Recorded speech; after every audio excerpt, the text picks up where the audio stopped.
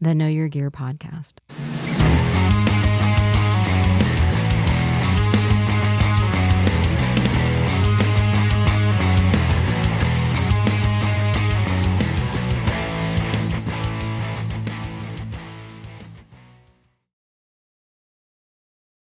Hey everyone, welcome to the Know Your Gear podcast on July 10th.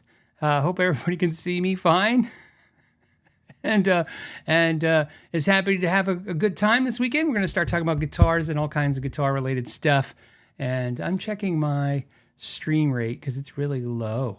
My internet says that it's barely strong enough to stream. So we're going to see what happens if we have technical difficulties. I apologize, but that's what it says. So we'll see how it goes. As always, I want to thank the moderators. They have blue names. They're here to help facilitate the show. And also, if you I want to thank the patron members and the channel members and for sponsoring the show. And also to let you know that if you're a member or a channel member or a patron member, you can watch this ad-free on the replay. And if you come live, you get it for ad-free as well, because we turn off the ads during the live show so that you guys can better enjoy the show. Let's see. Let's get into some topics. I'm reading some of the comments. They're throwing me off already. Okay, let's see what the first comment or question I see. The first one is from My Logify. It says, "Hey, Phil, when are you going to invite Paul Reed Smith over for dinner?" I would never invite Paul Reed Smith over for dinner. He wouldn't come. So you know, I would if I thought he would actually come. But I think if I sent Paul Reed Smith an invitation to dinner, well, first of all, I wouldn't send it to him. I'd probably send it to like his assistant or somebody over at PRS, and I'm sure they wouldn't hand it to him. Or if they did, they'd be like, So anyways, I have met Paul a bunch of times, and every time he doesn't seem to remember who I am. I've told this story before. It only makes me laugh because every time I bump into him with my wife, he remembers my wife. So he's always very nice to Shauna and talks to Shauna. Me, he's always staring at me like, who are you and what are you doing here? So it's good times. Let's see. Let's see. Let's get into the next one. Let's see. Phil, this is says, "Hey Phil, you mentioned you'll be good with 3 maps for just personal use. Hopefully you mean amps. Would you choose the Princeton 68 or the Marshall DSL 40? If so, what would you be your third one?" Okay, so I wouldn't necessarily pick those amps out of my collection of amps right now, but I don't have a DSL 40. But I understand what you're saying. Could I? Yeah, absolutely. A Fender Princeton 68, a Marshall DSL 40.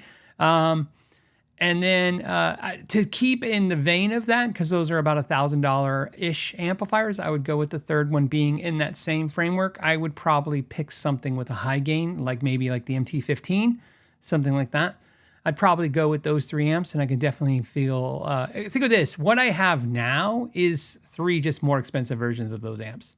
So, and I loved all those amps. I just, I did the gear math of like, I like those. I'll like the more expensive ones a little bit more, and I do a little bit more.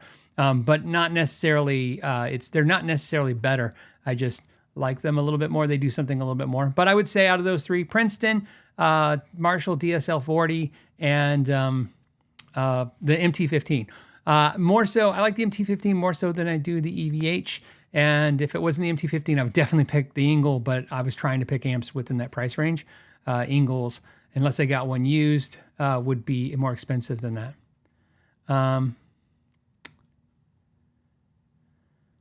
Let's see. Phil, when is the Ibanez Joe Satriani deep dive coming out? I don't even know. It's not even on my schedule, and I'm looking at the schedule pretty deep. We're pumping them out now, the videos, editing and getting them out, and I don't know. I don't have an update. You'd think I know, but it really has to do with, believe it or not, the smart thing to do on a platform like this is to be organic and move with the current environment. So you can imagine when all the Fender drama happened, it really changes the vibe. I don't want to pick on that specifically, but I mean, it always happens, right? Things happen. The world changes. And when that changes, sometimes the content you had queued up, you're like, let's hold that back. Let's put this content out now. Or what happens with me a lot is because a lot of content, for instance, is needs to be approved. And when I be approved, like for instance, my Taylor Factory tour, I need them to basically, or somebody sign off and say, yeah, it's good to go as it is. It's accurate. For that, we're looking for accuracy is our big thing.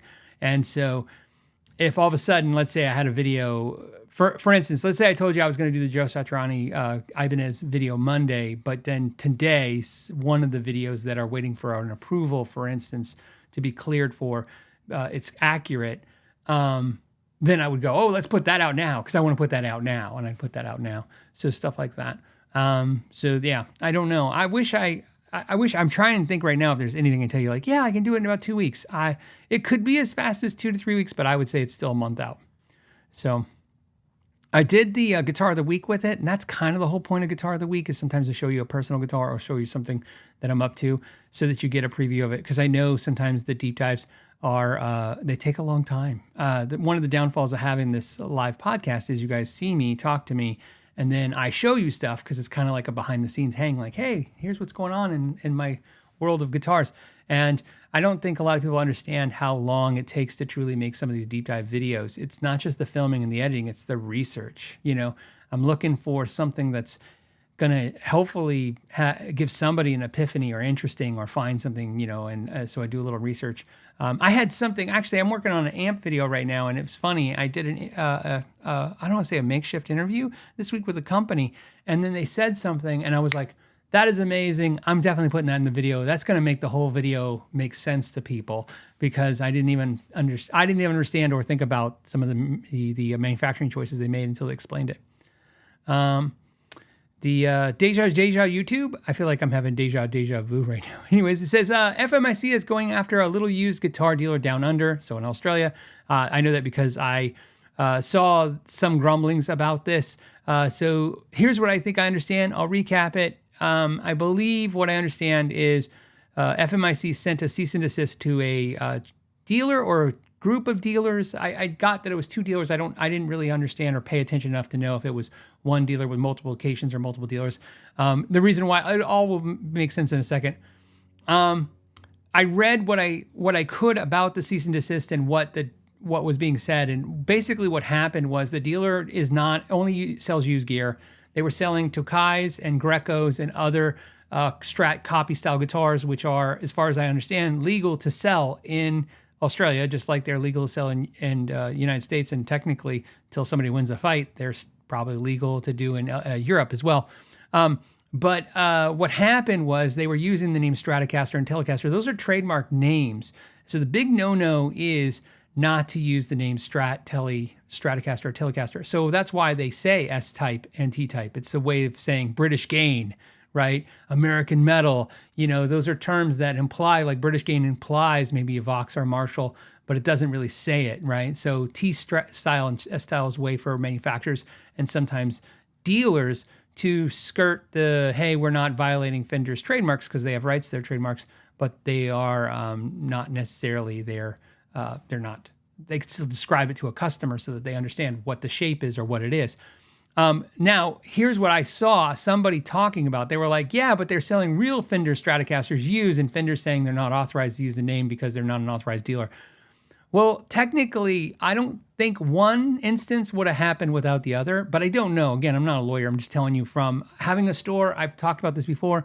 When I was a dealer for Loud had Crate, Ampeg, and Mackie. And when I had those brands, the rep talked me into carrying Mackie because I was only selling guitars and basses. And he's like, get into the PA business. So I got, an order of like $5,000 or something like that, $3,000, whatever it was, of Mackie. I could not sell it for the life of me. So I put it on eBay to blow it out eventually, right? Because I want to get the money back so I can put it back into things like guitars and basses and stuff that I actually sell. And I'll never forget this. I got my auctions taken down by eBay because I received essentially a copyright strike, a trademark strike.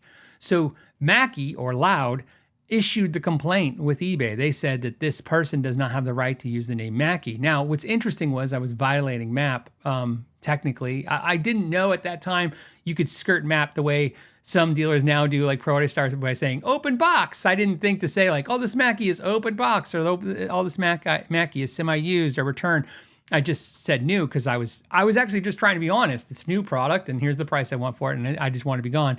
And usually, if you violate MAP, the biggest thing that can happen to you, for those that don't know what MAP is, it's minimum advertised pricing in the United States. In the United States, the manufacturers dictate the pricing to the retailers. They say this is the lowest you can put a price, which is why big chains like to say, hey, we'll beat any advertised price, because they know you can't advertise a price lower than that. You can sell it for less, but you can't advertise it. So what happened was usually the MAP violation, or the policies that most companies have, is if you sell something too cheap, they'll take away your dealership, your ability to buy from them again. Now, keep in mind, when I say dealership, it's not like a franchise. It's not like, it's literally you bought the stuff, you own the stuff, they just won't sell it to you anymore. So I was okay if Mackie didn't want to sell me stuff anymore.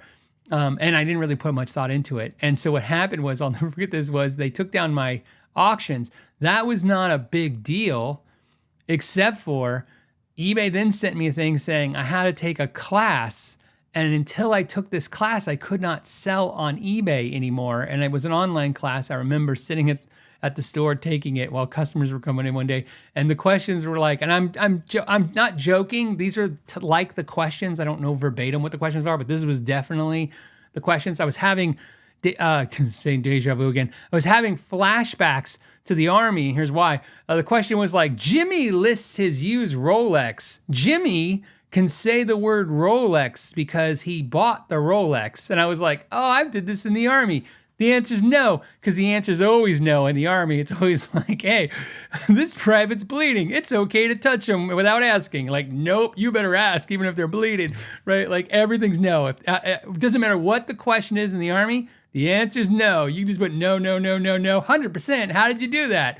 So I just did the same thing. I was like, the next question was like Melissa bought a Birkenstock purse, and she even though she's not sure it's a real Birkenstock, she put Birkenstock. She should do that or not? You're like, nope.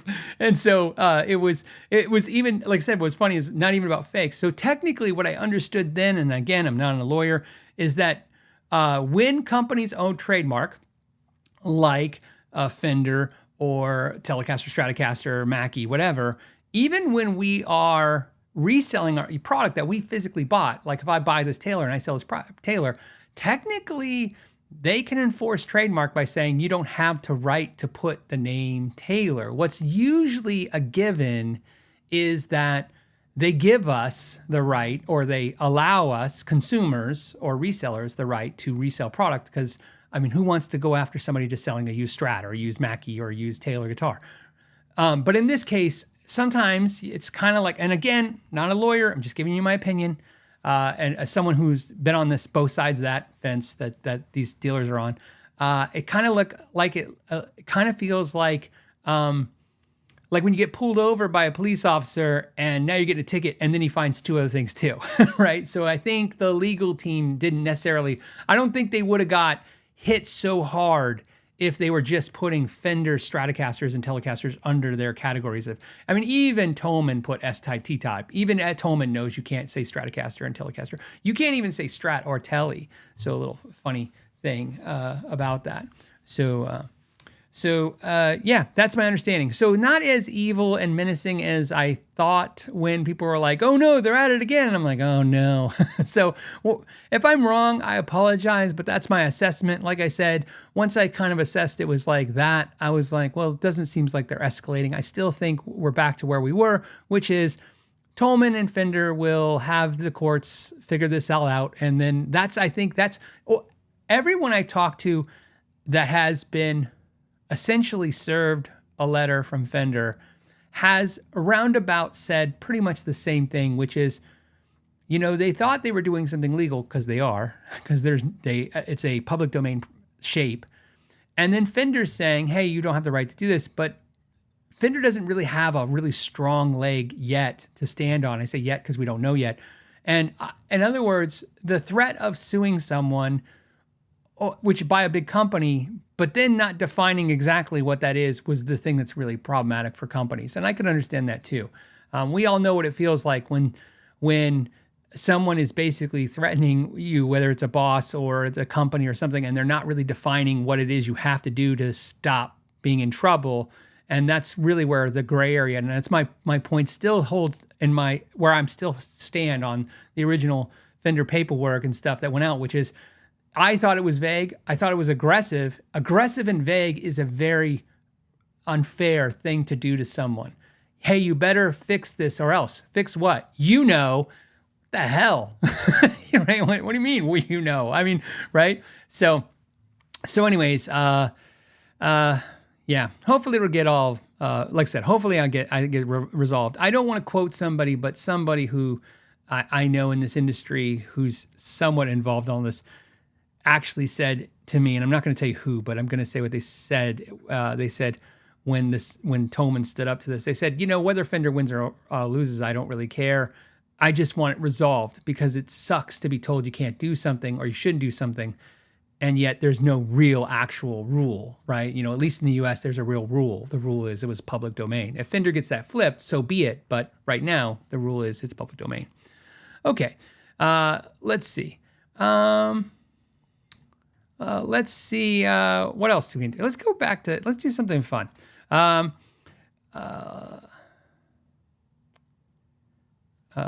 Okay. Ma. That's the name. Thank you, Amanda, for grabbing this. It says, Phil, what would prevent a guitar company such as Kiesel for creating a Picasso John Petrucci type guitar from his early Ibanez days, or even a swirl universe type? Well, a Kiesel does swirl. You can't stop anyone from doing swirls. Surely they would be popular. The Picasso, I don't know if the Picasso is a trademarked thing or not. Sometimes art is like, it's so, again, just my general understanding, so much time lapses, it becomes public domain. I don't know if anyone wants to Google it, if the Picasso is public domain. I would assume so, or if the John Petrucci Picasso guitar is not actually a Picasso, but maybe inspired by Picasso, and maybe it's trademarked by Ibanez or something. I know that John Petrucci does not want to put it on a Music Man guitar, and I don't know necessarily why. I'm sure the John Petrucci fans know more of the why that is. I just know that when I got a chance to talk to him, I said, hey, wouldn't it be cool if you did a Picasso and the Music Man? And he was like, no, I don't want to do that. And I understand, because I once had George Lynch do a clinic in my store, and I had a fake Bones guitar, and I asked him to sign it, and he signed it. And then somebody, a customer, had the real J-Frog Bones guitar, and he was in line, and I remember looking like, oh, the J-Frog. And I was a little nervous that, when I asked George Lynch, I even said, hey, I understand if you don't want to sign this. I got a fake one. And he's like, no problem. He signed the headstock. And I was like, oh, really cool. And then a customer was in line with the J-Frog. If you don't know what the J-Frog, that's like the real one. J-Frog made the real one, it's my understanding. And George was signing somebody. He looked up. You could see he sees the guitar, and he goes, I'm not signing that. He's like, I'm not going to sign that. So don't even, you might want to get out of line. I'm not signing that. And then it got awkward for a second. Everybody was like, what the hell just happened? And then George goes, him and Ed Roman and all those guys sued me in ESP, and I don't want to touch that guitar. And then everybody was like, oh, okay, so some drama. Well, we're all cool. And a few seconds went by. It felt like seconds. And then George goes, okay, just, I'll sign it. But you could tell he's like, I don't like thinking about that time, And so basically what I'm saying is, I don't know if there's any issues with the Picasso like that. But I don't know. What I know about Jeff and the conversation I've had with Jeff for many times, I don't know if Jeff would want to do that. He's really not. He's really trying to make the Kiesel brand be more identifiable to what it is. So I don't know if he would want to do a Picasso or anything like that.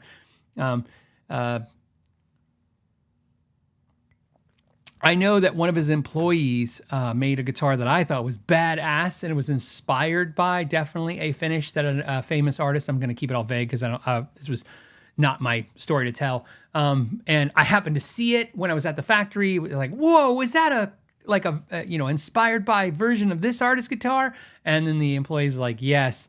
And I go, wow, you guys going to make that? And he goes, no, I made it. And I showed it to Jeff, and Jeff's like, no, that we're not making a copy of that. I'm like, oh, okay. So, yeah.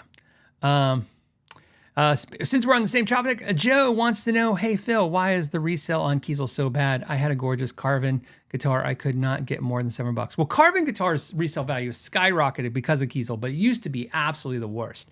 I've told this story before years ago. The most upset I've ever got a customer in my store was accidental, but it was also because stupid stuff comes out your mouth, and definitely I'm no different than anybody else.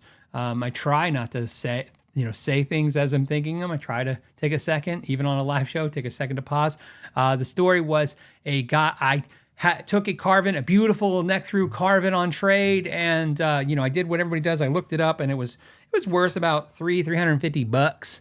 And I gave the guy 300 or whatever it was, $300 for it. I was way into it for too much. Because it was a trade and I wanted it to happen. So, if I sell this guitar for $350, I make $50, and it was just like nothing exciting about that. And it was on the wall and it just wasn't selling. And I'm like, man, I can't even sell this guitar. It's amazing though. The Carvin was fantastic.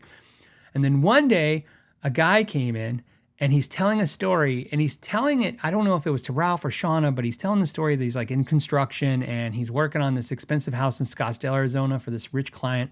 And then instead of paying him like $1,500, he gave him this guitar. And the guy said, now I heard him say all this. I was not specifically listening to the conversation, but obviously I was like, oh yeah, they're talking about that guitar and stuff. I don't know, like a second went by or something. And then he looked at me and said, you ever heard of Carvin? And I said, oh yeah. And he's like, I heard there's some of the best, most expensive guitars in the world. And I go, I got a Carvin, I'll sell you right now for $350. And he looks at the wall and he goes, I just got one just like that, and I traded $1,500 with labor. And he's so, like, you just see, it was just like he got a con job on him, and it was just like a collapse, and I just pissed in his Wheaties, and the whole thing went south.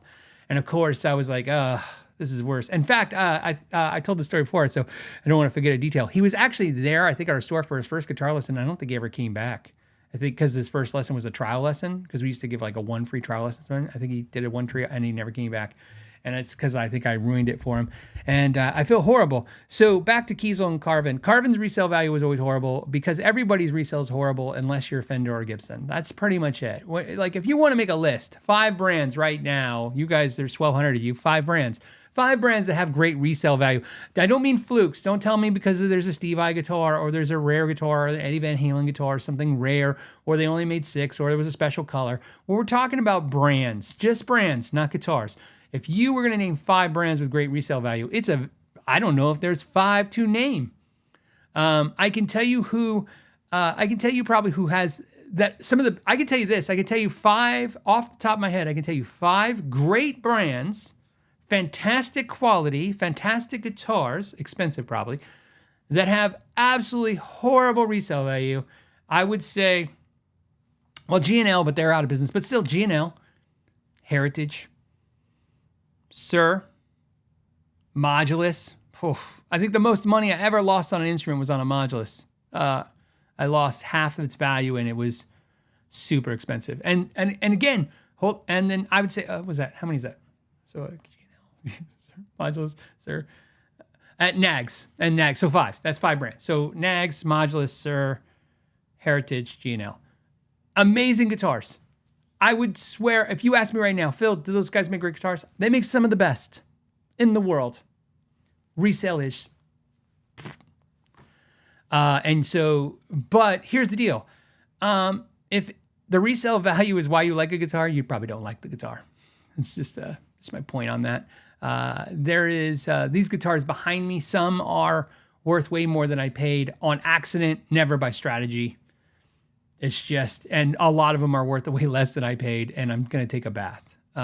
Look, I just told you Heritage has a horrible resale value, and I just bought a Heritage brand new from Sweetwater, and I didn't even call the Sweetwater and like, hey, a little hookup for the YouTuberness. I used my affiliate link, so I got 4% off, which is half the tax. So I paid $3,000 minus half the tax, or I get half the tax back in a month when they give me my affiliate click back. And I don't even want to know. And if any of you want to be jerks and just tell me what the resale, you're like, you could buy that for like $1,500. It's going to be something horrible, or $1,200 or $2,000, whatever. But I didn't care. I wanted the guitar. I love the guitar. There is a deep dive coming on the guitar. And that's what I'm just saying. Yes, I do try to buy guitars that are that do not tank because your value because of the fact that when you buy, you don't know if you're going to love it, and it's really depressing to. It's like, look, we get it. When we buy a TV, it's not worth anything. We buy a car, it's not worth anything. You buy a refrigerator for $5,000, you put it on Craigslist for $200, and then everybody haggles you, right? I mean, I get all that stuff, but guitars, we're used to getting a large portion of our money back, so we can reinvest that into the next horrible idea, which is a guitar. And but when it comes to like, think of this, Nags, I've never bought a new Nags. I've always bought used Nags. Modulus, I did buy one new, and that was the thing. And then after that, I never bought a new one again, always used. G&L, I bought 2 used, and of course, G&L gave me one. So, okay, so that was pretty easy. Heritage gave me one, and I bought one new, so that was not a great strategy. And Sir, I've bought 1 used, and I bought 2 new. And for the record, the 2 new I bought were on blowouts. So, and even with blowouts, I would, in fact, my most recent Sir that I like might be a deep dive. I haven't decided yet. I bought it from Eddie's Guitars. I think I got like $1,200 or $1,500 off the street price, the regular price. And I bet you it's worth right now half of what I paid for it. Like, it's more than half of loss. You buy a Sir. You buy a Sir for $5,000, you're gonna get $2,000, $2,500 for it. It's pretty brutal. So back to your thing, yes. And Kiesel's exponentially gonna be problematic because of the fact that look at this Kiesel behind me. Who wants that? Me, but who else? Who else wants I want a beautiful 5A wood top, but then I want somebody to paint green on it and put green pickups and green inlays. See, the thing is, if Kiesels are custom made, and because they're custom made, so custom made, that a lot of people, including me, apparently, have either bad taste or not very common tastes, and so a lot of those guitars are not going to go over well. So yeah, which is why I always tell people a good way to get into Kiesel is used at Guitar Center. When Guitar Center has them and they're sitting, get a deal on one. You can try it. You get 45 days to try it out. You can return it. And but Kiesel is what I would call a front-end deal and a back-end loss. What I mean by that is if you're buying a Kiesel new, you're never going to find a single brand on the planet Earth that gives you that much quality for that cheap. So what I mean by that is if you want to buy a guitar like a Kiesel decked out and have Sir make it, Sir's going to want $7,000, $8,000, some crazy number. Except for, like I said, the resale's going to suck. So you gotta take your punches where they are, I guess, is my attitude. If you want to buy guitars that have good resale value, buy used Fenders and Gibsons. I've already said this. I believe on Gibsons new. I still believe that if you buy a Gibson new, if you wait long enough, eventually it's always going to be worth what you paid for it. Without a doubt, when you buy a Gibson used or a Fender used, it's always going to be worth either that then or in the future what you paid for it. There's almost no way to lose money on that. Again, if that's what you're focused on, like I said, when I talk about values of guitars, I talk about it in value of assessment. In other words, like what do I think it's worth versus what I have to pay, because I'm a educated consumer, so I want to basically not, I don't want to pay gold prices for silver. That just sounds stupid. The other thing is I also worry sometimes about resale values, but not so much as like hey, I want this to appreciate in value. I just, like I said, if I decide I don't like it, I want the bath I take to be not as brutal as it can. And that's just my thought process on it. But Carvin has definitely started coming up in value, and I think it's because obviously I don't believe you'll ever see Kiesel, for the most part, do anything other than some limited run Carvin stuff, because obviously Kiesel wants the brand to be his vision. It's his time at the wheel, so to speak. So that's what I think. Again, I'm not telling you what he said. I'm telling you what I think.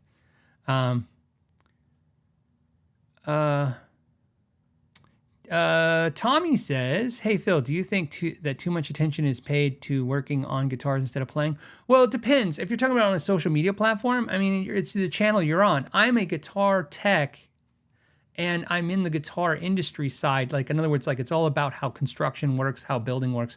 So my channel is mostly surrounded about that. We're not talking, like, think about this. If I went on to a guitar teaching channel, they're going to be talking about chord structure and scales that fit into chord structure. Here we're talking about guitar maintenance and, and resale values and the industry and what's our take on the industry. That's just a different kind of nerd. The guitar communities are segregated in different nerd cultures, which is great.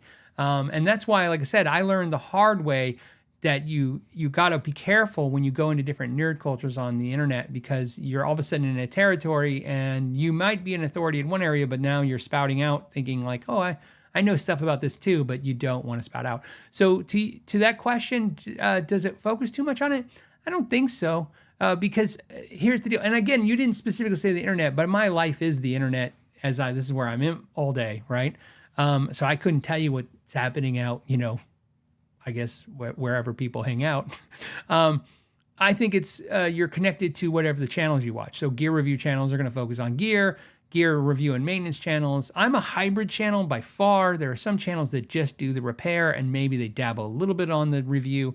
Some channels do review and they do no repair or no maintenance. I actually am probably the best example of a hybrid, where I do guitar repair, I do guitar review, but my guitar reviews always include some kind of repair logic or repair assessment or diagnostic in it. And that's because I told you my strategy is that I think when people buy guitars, one of the things that happens is that in the buy before you try culture, when you buy a guitar and you get it, you get 15 days or 30 days or 45 days to return it. But usually your fear is as soon as you get it and you don't like it, you want to get this thing boxed up and get it back. And I want to create an environment where maybe if you knew a few more things, right, you could adjust or address the things, at least diagnostically, take it to a tech and know what to ask. The reason I do that is I remember a guitar player specifically came in my store with a very nice, like $3,000 crazy Floyd Rose type. I don't remember what it was. I don't know if it was a Charvel or what it was. It was expensive. And he bought it at Guitar Center and he came in the store and he was so stressed that Guitar Center had just robbed him and stole from him. And he was like, and which is funny, I know Guitar Center has a return policy, but we haven't got to that point yet. He's had this guitar, and long story short, it doesn't play right. The action's horrible. He can't tune it. It's the wrong guitar. It's broken. It's defective. And he's like, I either need it fixed or I want to trade it in. And I said, okay, well, it needs a setup. Let's just do a setup. And he's like, how much is that? And I go, it's like $80. $80 for everything, includes everything, including strings, all this stuff.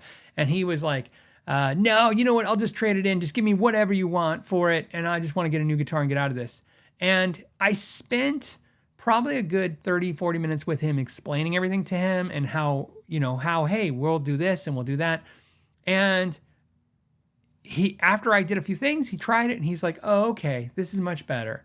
And so I always think of that person or people like that when I make my videos, like, this guitar inherently is great, but it has some weird quirks, and I try to address those in a video, and I think sometimes there's a lesson to be learned. As they say, like, blah 8081 says $80 is a good price. Well, $80 was a while back. $80 was our high expensive one. $60 was what we were forever. So I couldn't imagine, look, we talk about it. When I say we, I mean the family talks about, like, hey, Phil, why don't I go back and do repair? The repair rates are really good now. They weren't that when I was doing repair. It was good, but it was crazy. Just to give you a reference, Sean and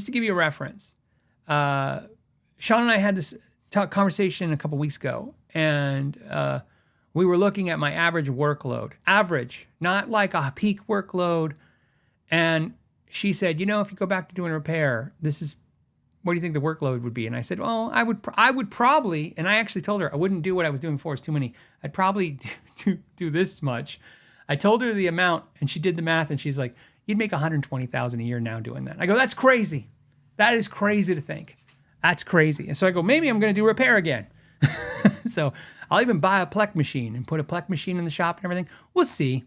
Like I said, we talked about it. We talk about stuff. The problem I have now is, like, I just have too many irons in the fire and too many things going on at all times going on. But I would like to, my plan is just like one day when I retire, like anybody, one day when I retire, which I'll never retire, I'll never fully retire. Retire for me means maybe chill from like a 60 to 80 hour work week and take it down to like a normal work week. Maybe just go back to 5 days a week, maybe 4 days a week. Let's be crazy. And long story short, I'd probably just sit and do repair all day, and I really love it. So, you know, I just do. Okay. Speaking of that, let's segue to this. We have a guitar of the week. We have a crazy story. Let me tell you the crazy story first.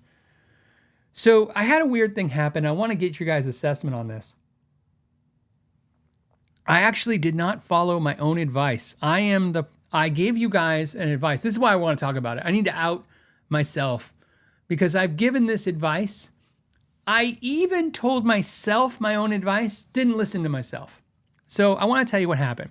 So I've been on, every day I go, like some of you guys that I have problems, and I go on Reverb every day and Craigslist every day, and I'm Musician's Friend every day. What's on sale?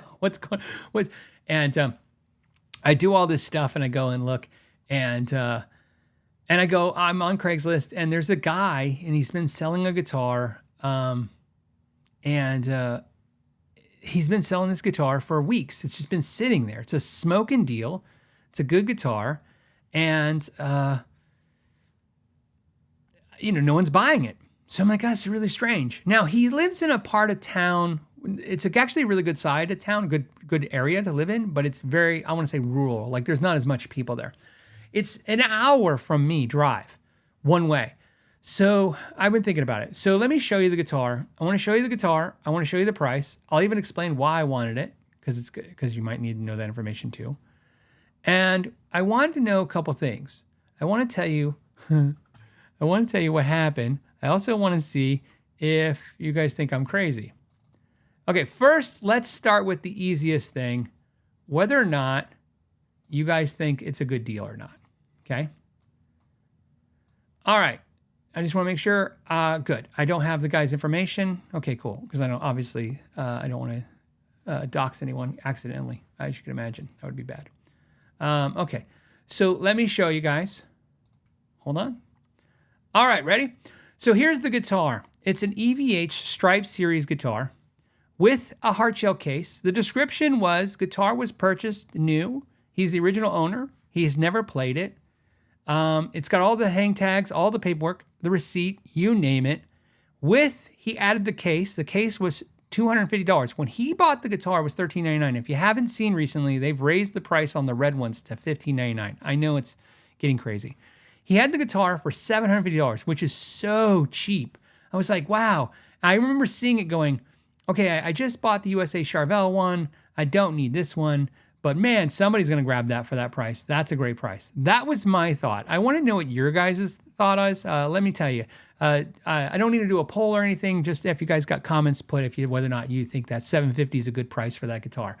And to give you guys some feedback, I went and looked, and I looked around and I saw that people were asking as low as $800 or $900 for one without the case in some decent condition. Mostly, most people are asking $1,000 to $1,400. No, Dougal Dog is stolen. No, he had the original receipt. Okay, so somebody says scam. Definitely thinking maybe it's a scam, right? You never know. Okay, so here's the thing. This is what happens. After about 2 weeks of it sitting there, and I'm wondering, okay, is it he's not responding? Because we know it's Craigslist. Maybe they're not responding. Maybe it's fake. Maybe it's this. I sent him this message. I want to show you the message I sent him. This is my text, and I'll read his response. Hi, good morning. I said, good morning. I'm interested in your EVH Stripe guitar for $750. I can meet today or tomorrow. Hi, my name is Phil. He says, I need $800. I paid $13.99 plus another $250 for the case. It's brand new, all paperwork and hang tags. Now, here's where it gets interesting. My advice to you guys has been, you buy from the person, you don't buy the product. In other words, when somebody goes, how do you know something's fake? How do you know something's a fraud? How do you know something's not real? Don't look at the product, look at the person. Read the person. Read the mannerisms in which they act and talk and how they act. And I'm like, okay, wait a minute. I just emailed the guy saying, hey, I like your guitar. I'll pay what you're asking. I'll meet you whenever you want. His response is, I need $800. Okay, so let me read you my response back. Okay, let's see if I have it. I might not have it. Yep, here it is. My response back was essentially, I said, I can totally understand $800 is a fair price. Okay, and so you guys know I don't want to. I only take so many screenshots. Okay, so here's I can totally understand $800 is a fair price, but I was stretching my budget. Now, of course, I wasn't stretching my budget, but I was trying to be nice because I'm like, I didn't want to say, hey, man, you're changing the price, and I just weirded out by it. So I said, but I was stretching my budget when I saw your price is $750. It will definitely sell for $800. That's what I said. I will share your ad with some buddies who are also EVH fans and send them your way if they are interested at $800. Happy 4th, because it was 4th of July. It was last Saturday. Okay. And then I was done. Now, that all happened in a very short period of time. About an hour later, I get a text from him, and it just says, try and find a brand new one with an EVH case cheaper. And I was like, okay. I already said $800 is a good deal. And I'm reminding myself, okay, follow your own advice. Buy from the person, not the product. This correspondence is already weird. $800 is a great price, but now I want to tell you guys something, just so you know. I was looking at prices and I'm like, okay, so if I go and pick this guitar up from him for $800, you could take it to a Guitar Center, and on trade, I think Guitar Center would give you $860 without the case. Guitar Center would give you nothing for the case, so you could give him the case too, but you'd probably better to keep the case. So, I mean, you'd have to drive, get it, take it to a Guitar Center, you make $60. Not a lot of money, but I'm just saying, I just want you to know reference what a good deal it is, because Guitar Center would give him $800 for it. They'd give him $860. They wouldn't have given him $8. But I know enough, because I've been around a long time, that he may not want a paper trail. You know, some people are really weird about checks, getting stuff. I've been around in this industry a long time. There's all kinds of people. All right. And so then I didn't say anything. I didn't respond because I was like, we're done. He responded again with, I'm sorry, my friend, which I kind of like, oh, okay, cool. Maybe I was on the color. He goes, I have $1,600 plus tax into this, brand new. I'm already losing almost $900, which, look, we were talking about this earlier. We feel the pain. I feel his pain. Dude, I get it. I've been there. That's a lot. Dude, $900 is it's $1,000, right? He said, 800 cash is plenty fair. Let me know if you change your mind. I responded to that. I responded with, I totally understand. Like I said, it's a great price. If you haven't sold it by tomorrow, I can meet you and pay $800. He says,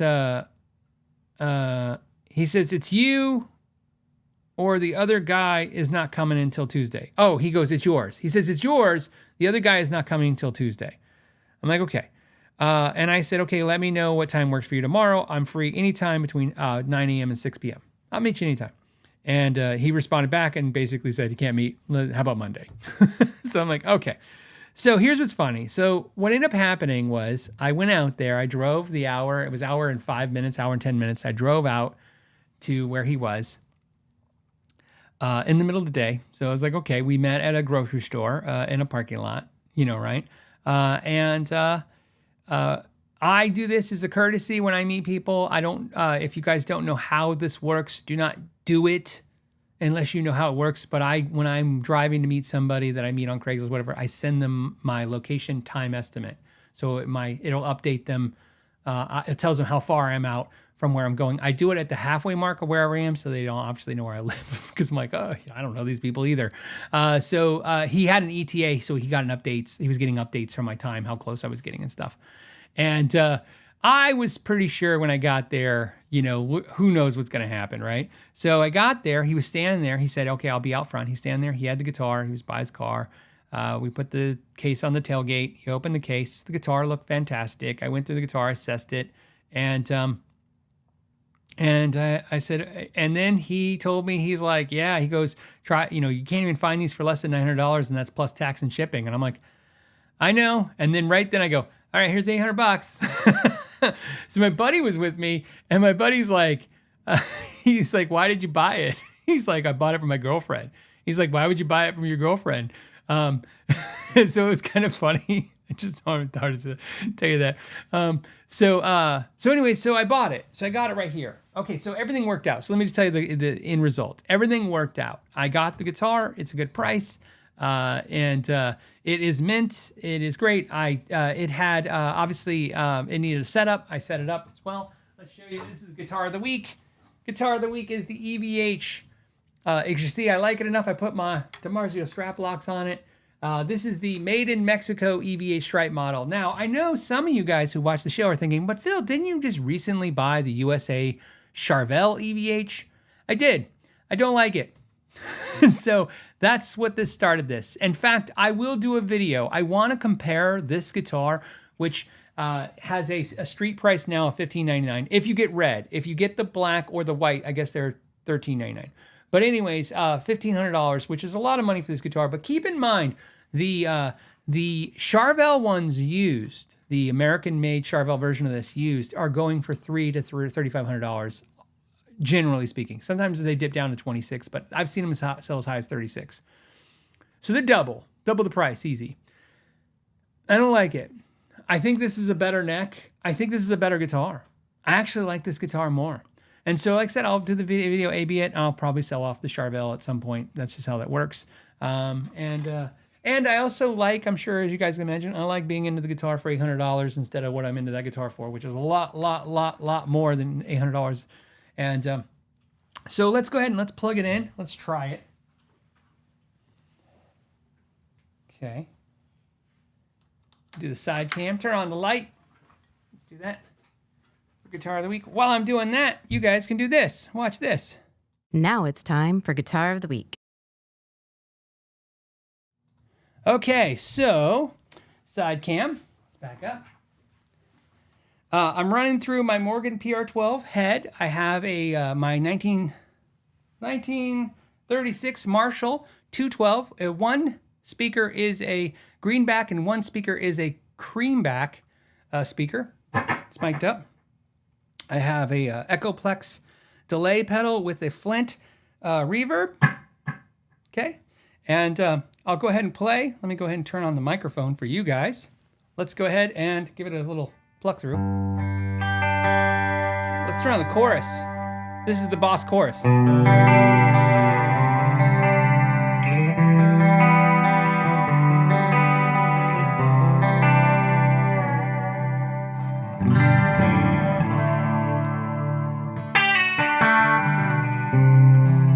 And of course, I still have my mic on.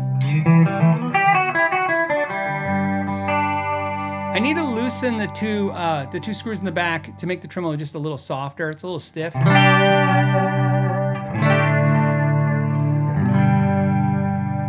Okay, let's go ahead and turn some overdrive on.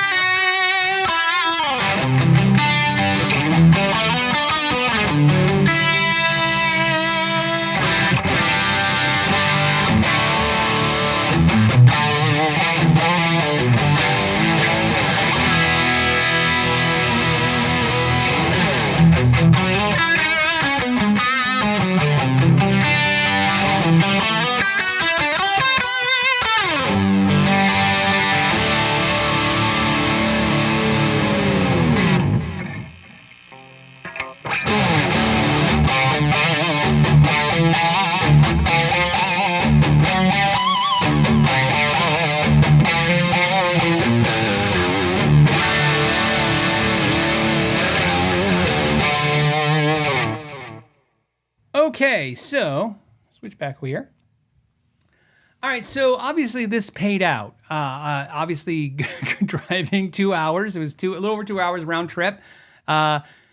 Meeting the guy, dealing with, he wasn't abusive. The email was not weird, like in a negative way. It was more of a, hey, I think you guys, and I like, one of the nice things I like about having a community where I can talk to you guys is, I was reading some of the comments I was talking, and a lot of the comments were thinking like I was, like, hey, this is, something's up, right? As soon as you say, hey, I'll pay your price, and like, I need more than that. You're like, wait, this is going weird. And it was really tough for me because it'd be one thing if to me, the guitar at $800 is obviously a smoking deal. If it was $800 and you said $1,000, you're like, okay, well, $1,000, I mean, it's still decent deal, but I mean, there's still, you could probably find that deal again for sure, pretty easy. But when it was still so low, and it was $50, and I didn't really want to, I didn't lowball him. That's the part that made me laugh. I was like, I didn't offer you less than you asked. I offered what you asked. I think looking back, that if he would have responded with, look, I thought about it and $750 is too cheap. I got to get at least 8. I'd be like, yeah, I understand, man. I've done that too. I put something too cheap. And then the first time somebody tried to buy it, I was like, why did I do this? I should have went higher. And, but what made me laugh was the whole time I'm dealing with this, he still had it up for $750. I'm like, crazy. I'm like, can you at least update it to $800? By the way, he did on the Monday when I went, he took it to $800. And he was a nice enough guy. He was a little quiet. Like somebody said, socially awkward. I could see that, maybe social awkward. Or more importantly, look, if you haven't ever, and I hope, I would hope the majority of you, or if not all of you, have never experienced this. If you've ever had to sell anything, sell anything, not, hey, I'm getting rid of this guitar to get another guitar. When you sell a guitar for whatever reason, for negative reasons, dude, it's a pain. It's emotionally painful to sell stuff, to make bills, or to do stuff. So I understand, having an emotional problem with it all. So I've had to sell some crazy stuff, and I'm like, to make something happen and or pay a bill, and it was depressing. Okay, so let's do the thumbnail for Guitar of the Week, which will be funny because there's another guitar now. What? A guitar thumbnail? Okay. So this is it. And then for those that want to see the back, here it is. And like I said, I'm going to definitely do, because the A/B comparison of these two guitars and talk about this, because I think this is one of those examples. Look, sometimes, you get a Mexican-made Strat and it's amazing. And then you get the American-made Strat and you go, oh, Mexican's great, but the American's one's better. And you go the American one. It's very common for a lot of us to get the slightly higher, better thing and love that more. In this case, I absolutely, without any questions, prefer this one to the EVH Charvel. If you guys don't know what I'm talking about, you'd have to go back to when there's a thumbnail that looks like this. There's a guitar that looks exactly like this. I bought that one on Craigslist from someone who actually knew the channel. And that guitar is a USA-made version of this that says Charvel and EVH. The neck is way thicker. It's not a thick neck. It's just more like a Strat neck. And the body's a little heavier because I'm sure this is basswood, and the other one I think is like alder. They didn't use the basswood yet to get the price down. The paint jobs look identical when you compare them. But the other thing is really, this has the spoke wheel truss rod on this version, which I think is better. I just like this guitar better. I will say one of my complaints is, although I like the bridge since it doesn't float, I don't know if you know, Eddie doesn't float his bridge, so this bridge does not float, but this tremolo is a little on the crap side. So I'm going to go, tremolo arm. So I'm going to go ahead and change this out. You can buy a better quality tremolo arm and just replace that. You don't have to replace the whole bridge. Some players like to replace the whole bridge and the bridge posts, but for the amount of play I plan to put on this, I'm not going to really put that much money into it. I'm going to leave it alone and leave it the way it is. And there you go. And then on the back on the plate, it actually says EVH. The serial number's on the plate, and then it says made in Mexico, and it's got the Fender F. It's a Fender F because this is not a Fender, but it's a Fender. It's not a Fender, but it's a Fender. What did somebody say? It's an O Fender. It's an O Fender. So, all right. Anyone? I'm going to be looking for comments. Anybody want to comment about this? Steven says, hey, have you noticed a major tone difference between having a tone knob full open and bypassing the tone control? Sure, of course.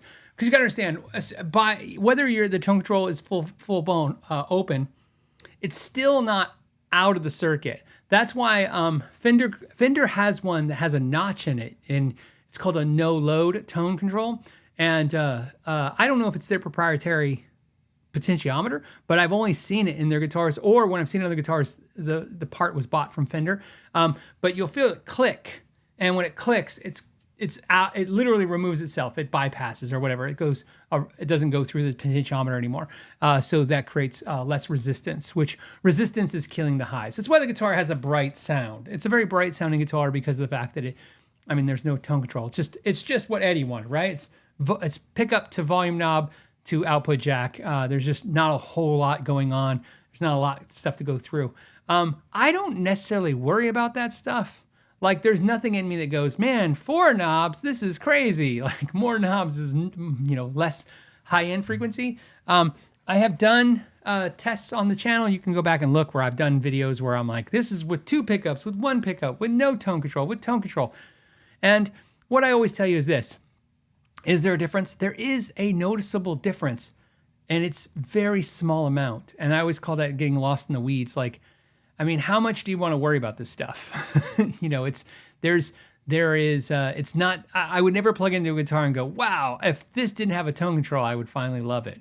But I do hear a difference when you remove it. It's a little brighter. It's just a little bit brighter. And in fact, not only that, but also the type of tone potentiometer. I remember this. I'll never forget this. When the EVH Wolfgangs first came out, they originally had 2 low friction 500K potentiometers. The first batch that we ever got from Fender, the USA ones, and then immediately the second batch that we got had a high friction 500K potentiometer for the volume, so it was harder to turn, so you couldn't bump it easy. And then the tone control was a 250K low friction, so it was easy to turn. And so we were like, oh, so obviously, and when I asked why, and they said, I said, obviously they want to make a change for a reason. And I asked why, and the rep said, this is what the rep said. The rep said that Eddie decided he liked the sound of that better. So, I mean, so think about that. He obviously probably wanted that tone control to take off some of the high frequencies. And it's possible. So, it's all possible. Let's go into another subject. If there's any more subjects about the EVH, and I like I said, I'm glad it worked out. I'm glad nothing negative happened. But so it's kind of funny. I'll tell you a funny little side thing about that story. Where I met the guy is, I cannot exaggerate this, is 5-10 minutes from Ralph's house. Like, he's next. And normally, if it was a normal situation, I would have just texted Ralph, hey, Ralph, will you meet this guy and buy this guitar, and I'll pay you back when I see you, and I'll see Ralph on the regular, so I'll just go get him, go hook him up. And I would have just had Ralph meet him. And I told Sean, I can't ask Ralph to go meet this guy. Ralph can handle himself fine. Okay, so I'm not talking about, so with Ralph, remember, I've been friends with, he's my friend that I've had since I was like 19 or whatever, forever. I'm not worried about whether or not he can take care of himself. I'm worried about him being aggravated with some craziness. So that's what I would want to deal with, so I just thought this could go weird. So I thought,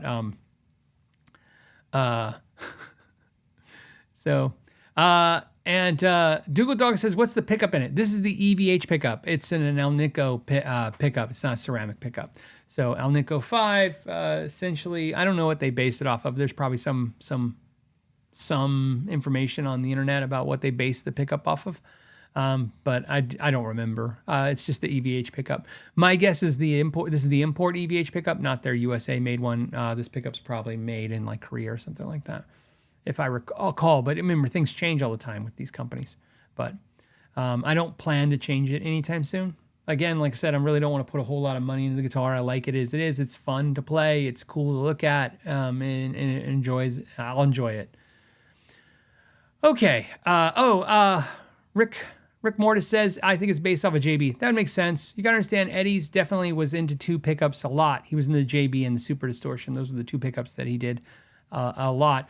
The pickups that Dimarzio ended up making for the EVH that I have like right there, the Axis, which are the pickups that are in that Axis. That's a Music Man Axis. This is not the Eddie Van Halen one. This is the Axis. The Axis was, it was named Axis after he left Music Man. The Axis has the same Dimarzio pickups that Eddie had in those, which is basically the bridge is based off a tone zone and the neck is based off the blues pickup, I believe is what Dimarzio told me. I mean, I know the tone zones for sure because Eddie had 2 pickups to choose from. They narrowed it down to 2 pickups that he liked in the Music Man, and the story that Larry told me was that when Eddie's like, I don't know which one I like, and then Steve Lukather's like, Eddie liked this one, and then so that's the one we went with, and the one that Eddie didn't pick, they turned that into the tone zone. So when you play the tone zone, that's the pickup that's similarly voiced to Eddie's pickup in this guitar, but not the one he picked. And then I asked him, I said, what's the neck pickup on that? Because they don't sell those pickups. You have to buy a Music Man to get those pickups. And then they said, yeah, Bill says, I thought it was Aaron Norton. I thought it was Aaron Norton as well, too. But but he said it was probably the blues pickup. This is why I think. Okay, so Bill, I'll tell you a funny thing. Why I think this is funny.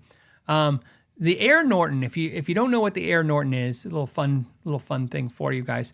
Whenever you see the term air in a Dimarzio pickup, the word air, because it's not just in the Norton. There's a Norton, there's an Air Norton, there's other pickups. I forget what they're called. They're called air. When they were doing this project with Eddie, and he was testing out the guitars for Music Man with the Dimarzio pickups, with his drill doing pound cake, they kept demagnetizing the neck pickup. They think it was the drill. They think they figured out that the drill was doing that. You got to understand, like, the drills were different back then they are now, for sure. And so whatever was happening with the drill, it was demagnetizing the pickup.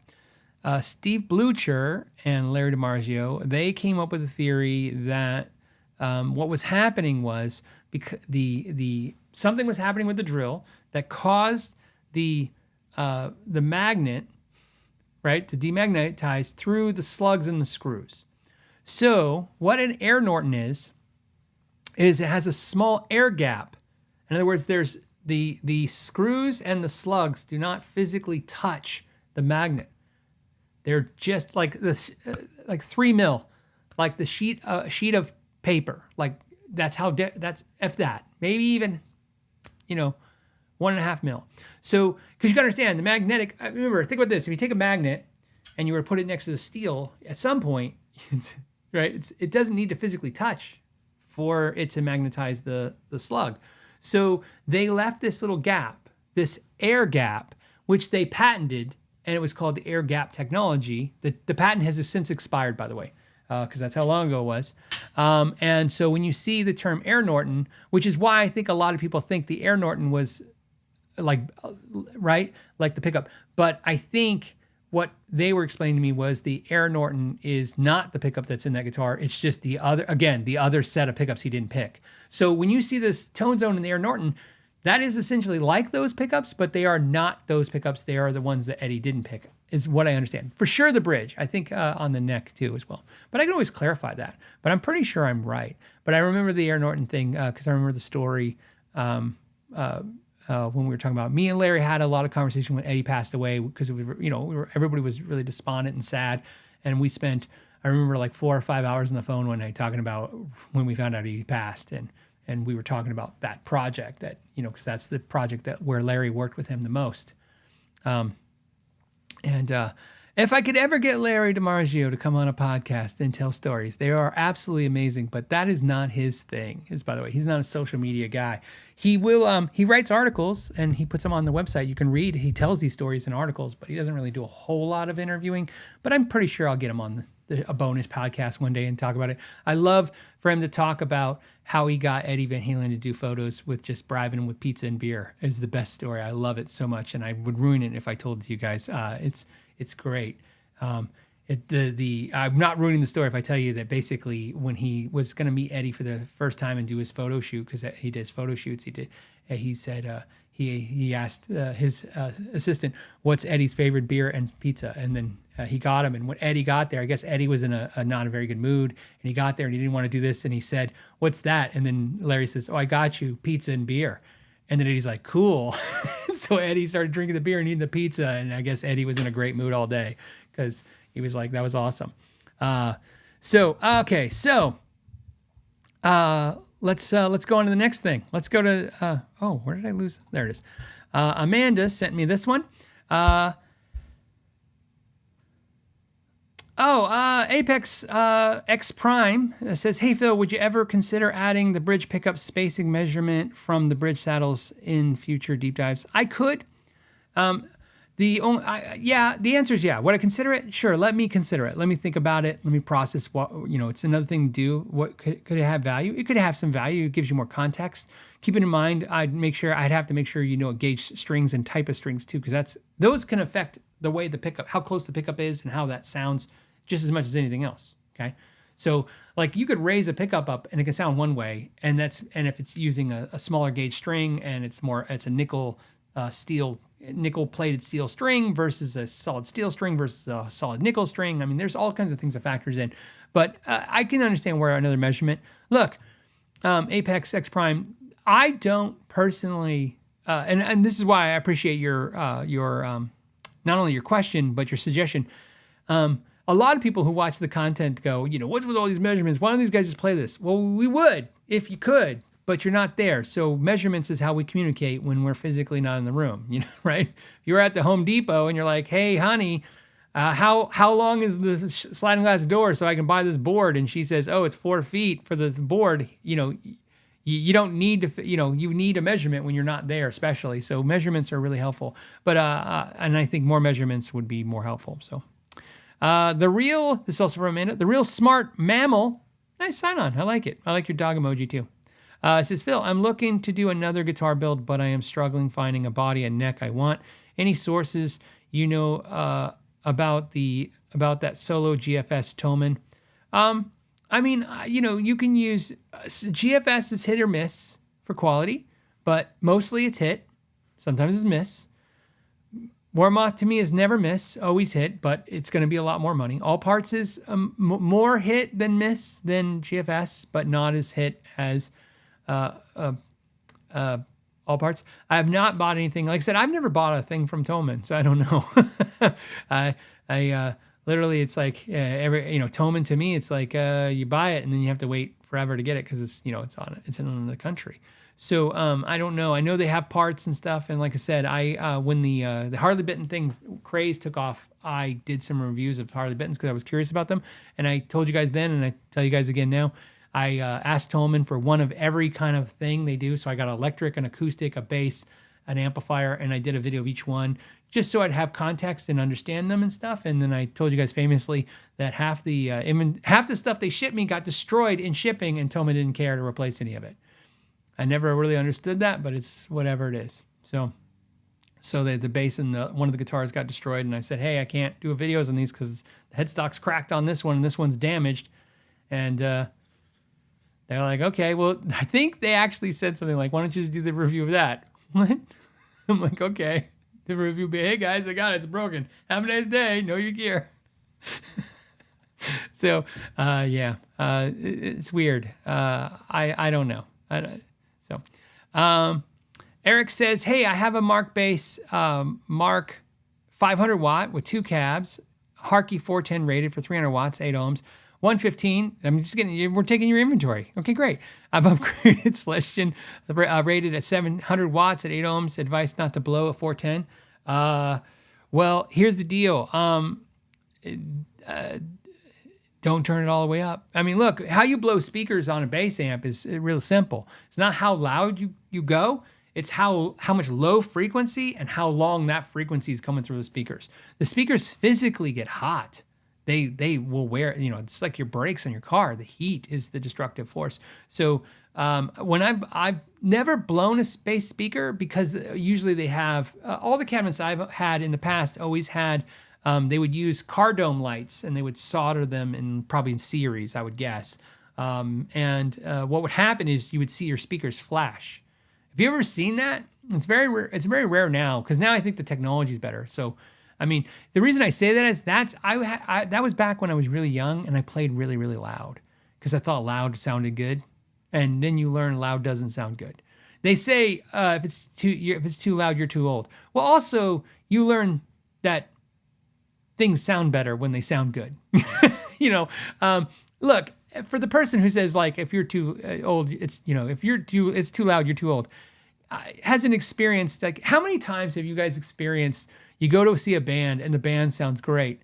And then the next band, because they got to be louder than the first band, they're cranked so loud you can't hear the singer anymore. The bass is distorting. Everything sounds like crackled ass. And you're like, this is not a pleasant experience. This is not a pleasant show. And it's not because it's loud. It's because it sounds like shit. Right? So, yes, I don't mind loud if it sounds good. But most of the time when you're pushing amps to the extreme, you're pushing PAs to the extreme. I mean, that's just where, not only where they fail, but it's where they don't sound good. So the reason I tell you that is, Eric, I'm not going to be very helpful for you because when I run bass amps now, just like guitar amps, I'm never even close to how loud they can get. Not because I don't want it to be super loud. I just don't like that sound. You know, when people talk about like a Marshall cranked and it's breaking in on itself, that's great back then when that was the thing. But now I'm using like a preamp gain most time or a pedal. So I'm getting my sound at any volume. And it's just now it's about how loud where I get a little bit of that movement on the speaker and it sounds really good. So that's just my thought. But I can tell you on a bass cab, if you're running it really bassy and you're running for a long time, you're definitely not only going to blow a speaker, but eventually those speakers just give in. They can't take it because it's just too much. So, okay, JJ says, "Hey Phil, I have a 2015 Jackson Dinky that has hairline cracks above the 12th fret. How to fix it?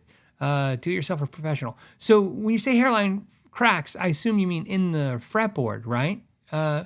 So I'd have to see it. This is a tough thing, but I'm not going to tell you how to fix it because I'm not looking at it. But let me tell you how you fix it. In other words, what we'll need to do for the professional to do. What the professional will do. Let's say if you brought that to me and you had a fretboard which ebony, usually it's ebony or rosewood that's cracked. Very rarely the maple cracks. It'll chip out and stuff, but you don't see cracks in it from that.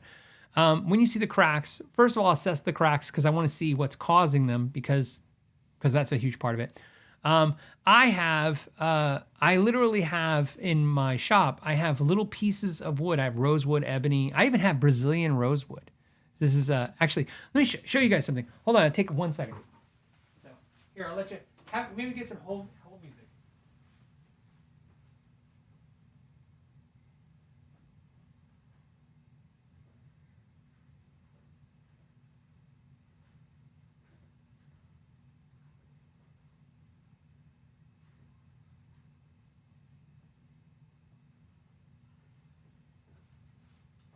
Okay, so if I'm out of breath now, that's because I was hustling for you guys. This is an actual piece of Brazilian rosewood. This is not just rosewood. This is actual Brazilian rosewood. This is a piece of Brazilian rosewood you cannot get anymore. Why do I have it and why does it look like a stick? Well, because I have a bunch of these different kinds of woods, like I said, mahogany. And what I do is I take this and I have a piece of sandpaper and I sand it like this and I get the dust from it. And then I use glue and dust and I fill in the cracks. And the reason I use Brazilian rosewood or rosewood is I use whatever you really have. And you can imagine a lot of old Brazilian fretboards, especially on acoustics, I believe it's till 1979. Somebody have to Google that. Like up until a certain point, maybe it was 69, Brazilian rosewood was common. Like almost all the rosewood was Brazilian for the most part, like especially on anything nice. So when you get a guitar and it's like a 1967, Martin and something like that, it usually has a Brazilian rosewood neck. So when you want to fill it in, you just do Brazilian rosewood. Why? Because Brazilian rosewood dust has a different tone than regular Brazilian. Just kidding. Just stupid. I do it because, it says, Steve says at least 79. So I do it because I'm trying to make the customer happy and it makes the customer feel better going, hey, this is Brazilian rosewood. I'm going to use Brazilian rosewood dust to fill in your thing. Oh, you have ebony. Oh, you have Madagascar and ebony. I'm going to use Madagascar ebony instead of regular ebony. I'm going to use, Fiji ebony. There's different, ebonies are different. All the woods are different. So you might want to do that, especially on high-end guitars. Why? Because I believe that we are as emotional as we are logical when it comes to guitar players. In fact, I would argue all guitar players are more emotional than logical. And when you have things happen to guitars that are precious to you, you feel traumatized by them. And I try to make that almost like a guitar therapist. Hey, okay, it's gonna be just as good. Because trust me, once you fill it all in with glue and powder, and then we do a light sand on it. Right? Hopefully we don't have to take frets out. Sometimes we have to pull some frets and then sand it all out. And then we're going to have to bring it to the same sheen that the rest of the fretboard is. Sometimes if your fretboard is really glossy or it's been played a lot or something like that, we might have to sand the whole thing, which means all the frets. I know that sounds scary. It's not. Again, it's, you're talking about a Jackson Dinky, even if it's like a USA one or a made in Japan one. It doesn't necessarily have to get that extreme. Like I said, I need to see it and what you could work with it. Obviously, it's just like, look, you think of it this way. What you want to do is fix it with the least amount of dramatic different, effect, right? Not only for cost, but also to, you don't need to be pulling frets out if you don't have to. So that's how they would fix it. That's how most places are going to fix it. So could you do that? I don't know. That's for you to answer. I just told you how it's going to get done. And the type of glue varies. Sometimes it could be some form of super glue, and sometimes it's going to be some form of wood glue. It depends on what it is. Again, what I'm looking at structurally, how important is it to holding a fret back in, stuff like that. So yeah. All right. Let's do this. We're not going to do this or that today because something has happened. And I thought I'd share it with you. And so let me just share what happened. If you might have noticed, some of you, I saw comments, like, hey, what's that behind you? That is the announcement. So we are officially making the announcement here today. And and I left the stuff in the other room. Okay, hold on a second. We're gonna play hold music for a second.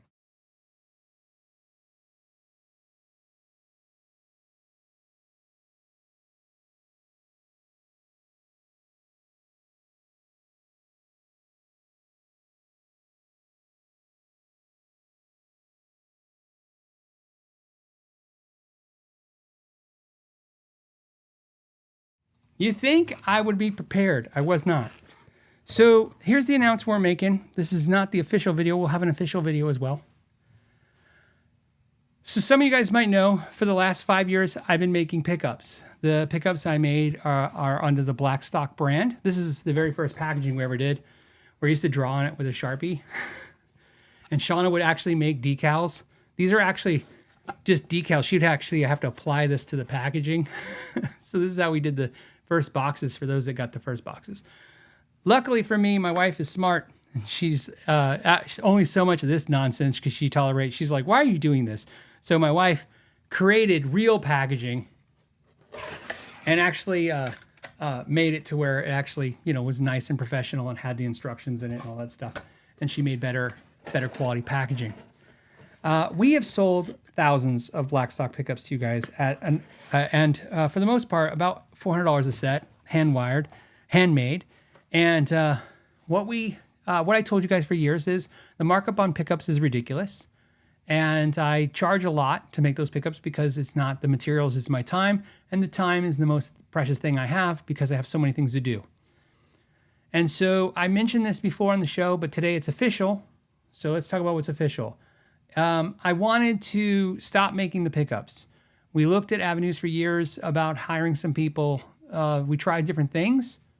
And ultimately, again, if I'm managing that, it's about time. How do I structure my time in the most productive way for me and my family and for you guys?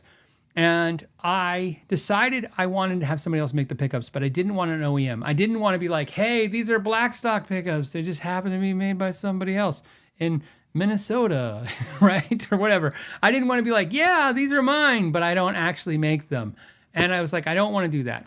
So I decided instead I wanted to do something, and I got the idea. I stole the idea from JHS. I thought, one of the coolest things I saw, and I can't believe it hasn't been duplicated, to be honest with you, which was the JHS Boss pedal, the Angry Charlie. I have that pedal. I always thought that was the greatest idea. Take somebody who makes a product that's really cool, that's small builder. It's a boutique product. It's expensive. It's hard to get. And then take a company like Boss that makes quality stuff that we all trust and love, that's more affordable, and then literally put the two together for and make a product. And so I made a list of companies I thought I want to do this. And I'll just tell you this, because I won't even tell you to guess. I'll be like, it was Dimarzio, it was Seymour Duncan, it was Bare Knuckles. And then after that, it was a ton of the companies. And I put them all on a paper and I said, okay, these companies are probably going to say no fast. These companies are going to say no slow. These companies are going to think about it. And these companies are going to say yes. And I was like, okay, let's start collecting the no's, like I said, let's see who. And of course, I wanted Dimarzio to be the company. Why? Because my very first pickup I ever got in my life was a Dimarzio. My first pickup ever was a Fred.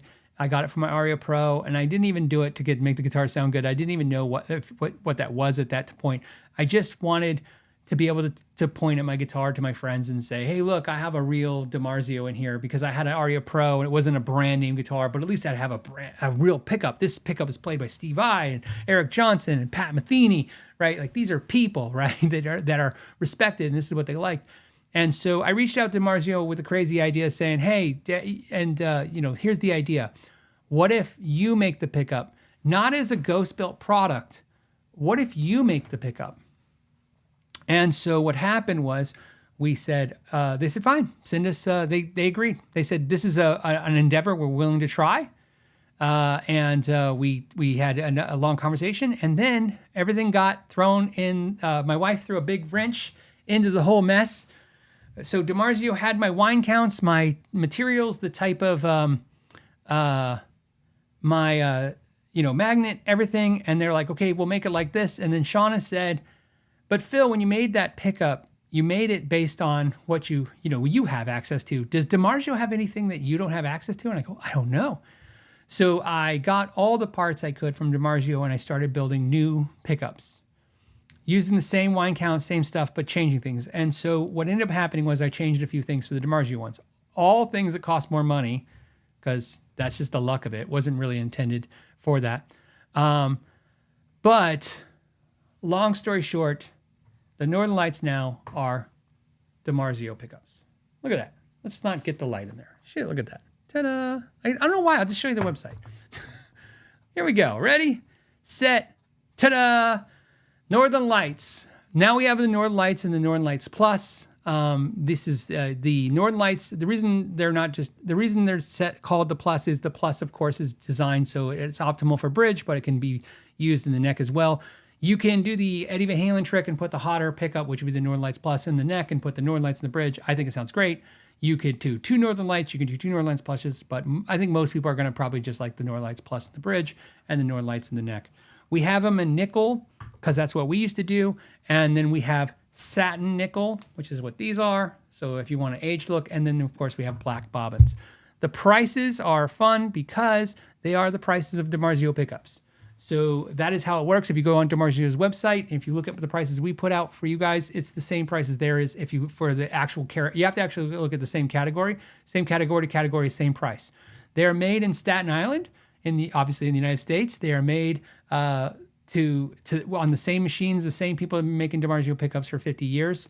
They're just my spec, my information, my materials, my stuff. I will tell you this, two things that are important to know. One, they're not a limited edition run. We're not worried about that. But two of the components, more so one, but two of the components are very difficult to get.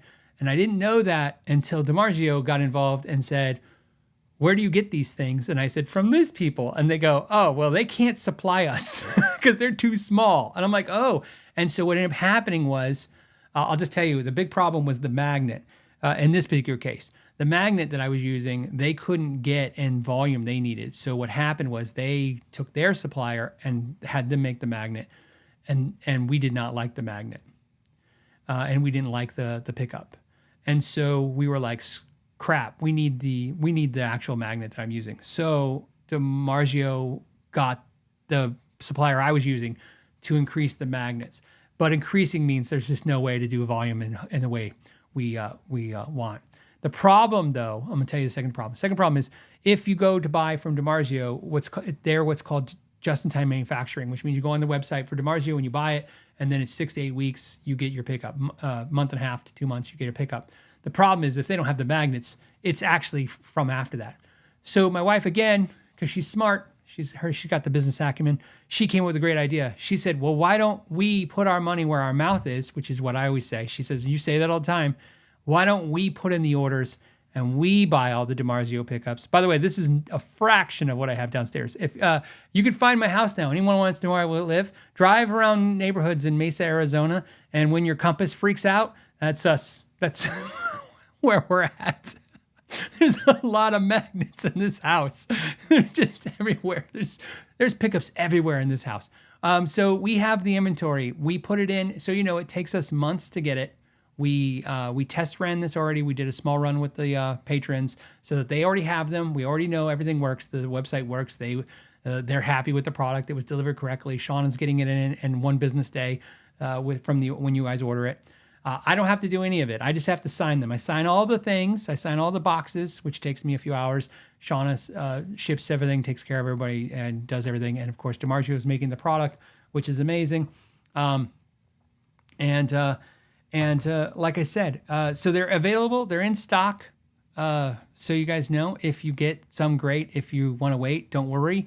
I think what I bought is enough supply to hold us until we get the next order, and the next order we'll see. I just don't know how it could go. It could go a ton of different ways, and I'm actually you know, I don't know. It could go a ton of ways is what I'm trying to say. I kind of figure it's going to be fine. We'll have lots of inventory, but there you go. They are my favorite pickup. We're going to play them for you right now. Let's do that. So I have a set. Let me turn the light back on. And this isn't like an official demo. It's like, I feel like Doc Brown. This is not to scale because obviously this rig is not set up for optimal. It's more for playing and having fun. Let's turn some of this stuff off. Maybe not have the boost pedal on. I'm going to turn the delay off. 2, we don't need all this stuff. Let's go to side cam. I'm going to leave my mic on so I can talk. These are the Northern Lights in the black bobbins. So this is Northern Light Plus, Northern Lights. We'll start with the neck because we're starting clean. We run the same amp. If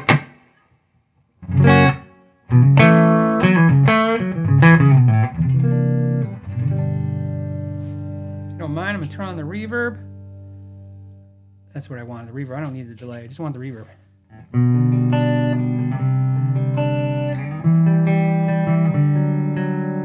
So what is special about them is this. It really is a combination of how aggressive they are made to be more like a modern pickup, but with a lot of vintage things, especially components. And what that does is it allows the pickup to have a little bit of punch when you need it, but a lot of clarity, but most importantly, tons of sustain. So, and I'll show you by the neck pickup. I'm gonna turn on the gain, and I do, okay? And I wanna show you where a lot of pickups don't do well in this particular setting, where they have overdrive on the neck, and you try to squeal a note, or pinch harmonic, whatever you wanna call it, and it doesn't really work.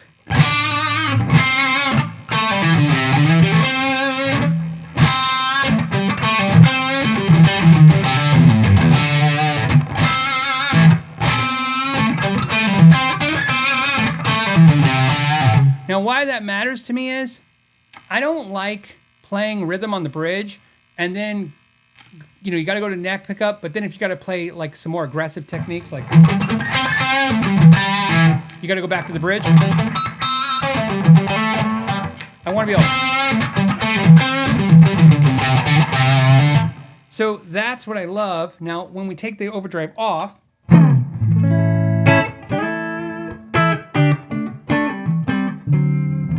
one of the downfalls of when your pickup is on the brighter side in your neck and you get those harmonics, then when you play chords, you don't get a lot of warmth.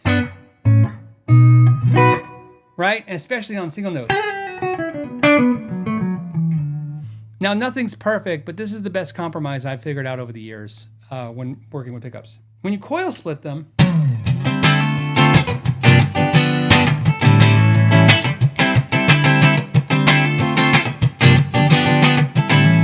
they definitely spank and they have that clarity and they don't get super thin. And that again is just the mix of how we're winding them and then how we're doing the magnet. Now there's a third.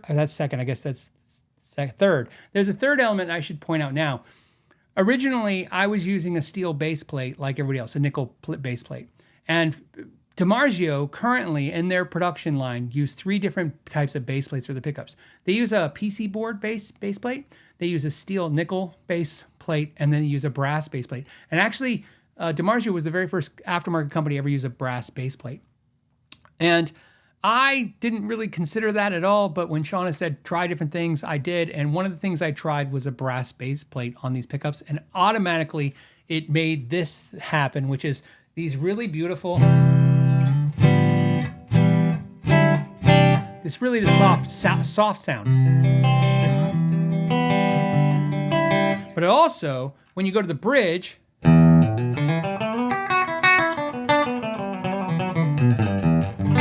you You get all your highs, but you don't get that really weird high ice picky sound. Now that's coil split on the bridge. Here's humbucker bridge.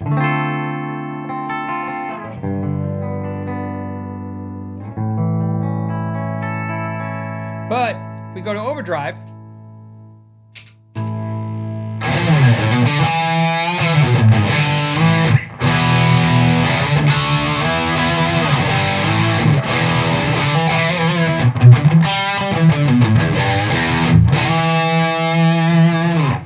now we go to a lower drive, which is important.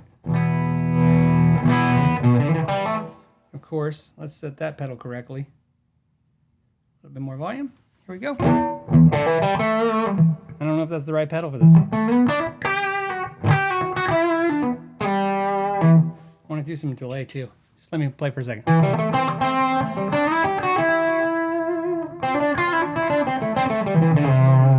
That's your bridge. So see how it's on a darker side. It's not as bright.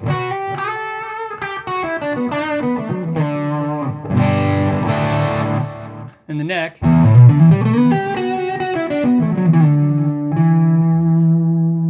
And we'll play this now. Let's brighten it up with the set.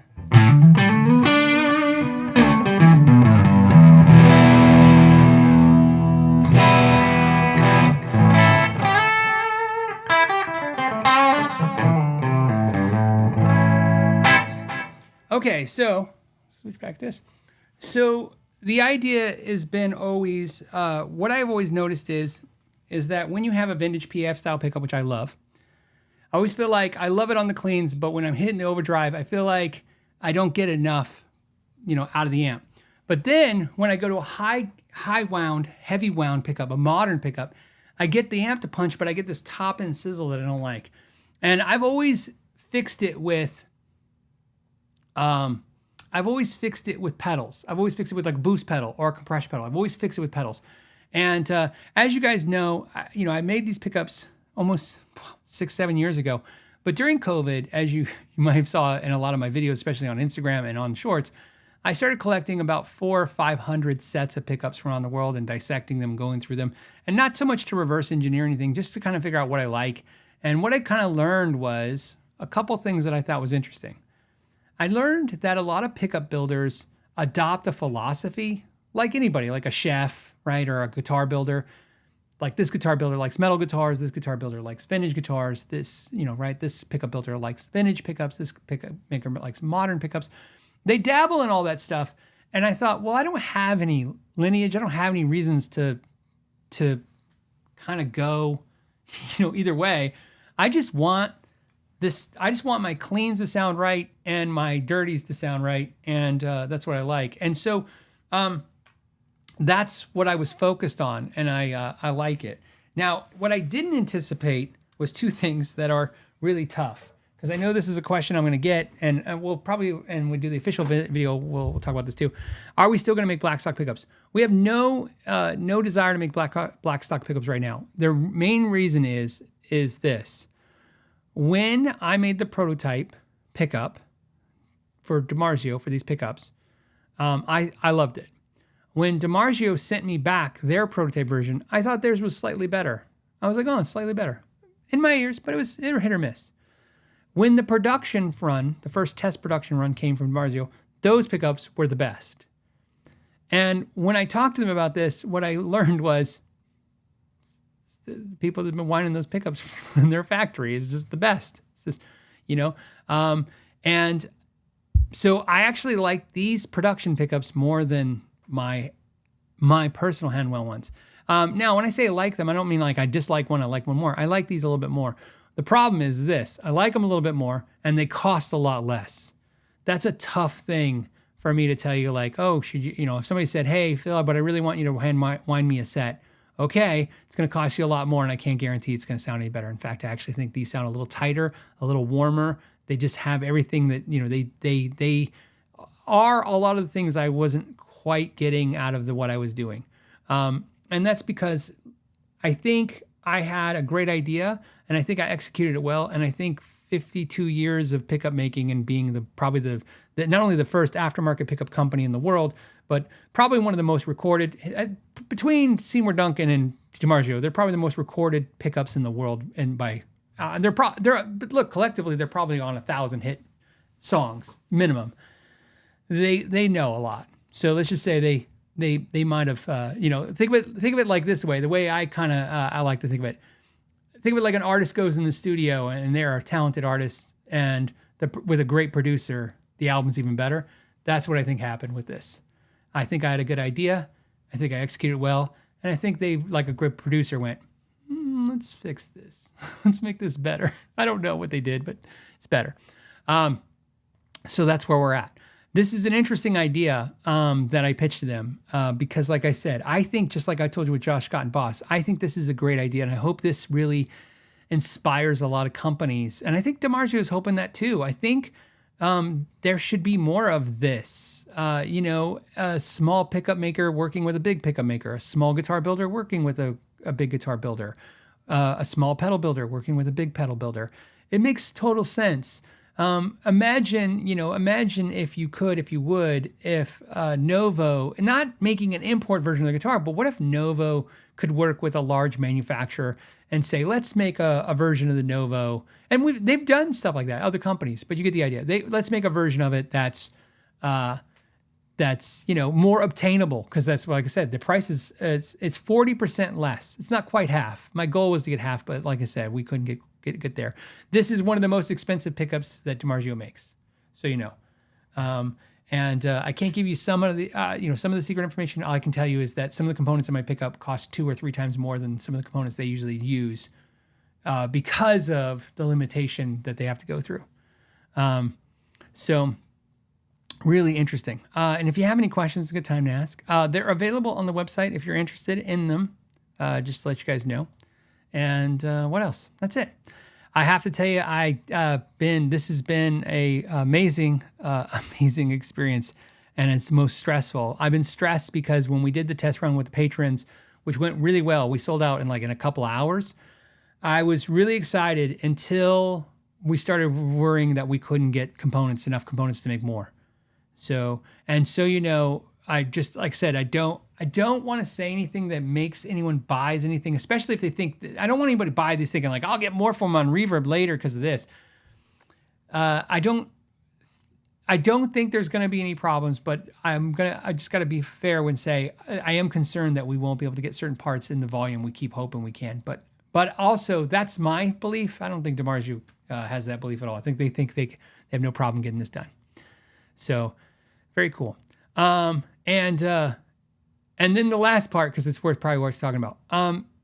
This is, just so you guys know, again, everything's about being upfront with you guys.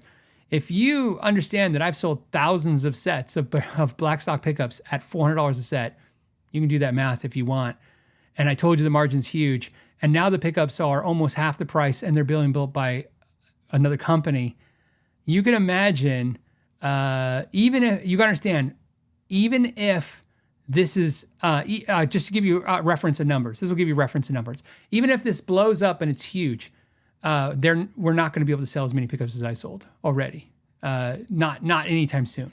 So I'm just trying to tell you, the reason why I tell you that is, especially because I want to be also fair to anyone who goes, hey, this is a great idea. Maybe I'll reach out to companies and do this. You have to understand, this is like giving up almost all the money. You're literally going from let's put it in perspective. So I told you guys it cost me about $33. I've told you guys, you can go through my old videos. All of the information is out there. They're timestamped first. I told you guys it cost me about $33 to make a pickup. So it's $66 for 2 pickups, including packaging, landed, done. In other words, like all the packaging, everything, done. And then, plus shipping. But my costing was about $66 to $67. We were selling for $400 a set. As I told you before, the markup is insane because components are very inexpensive. It was my labor that I was charging a lot premium for because I didn't have time for that.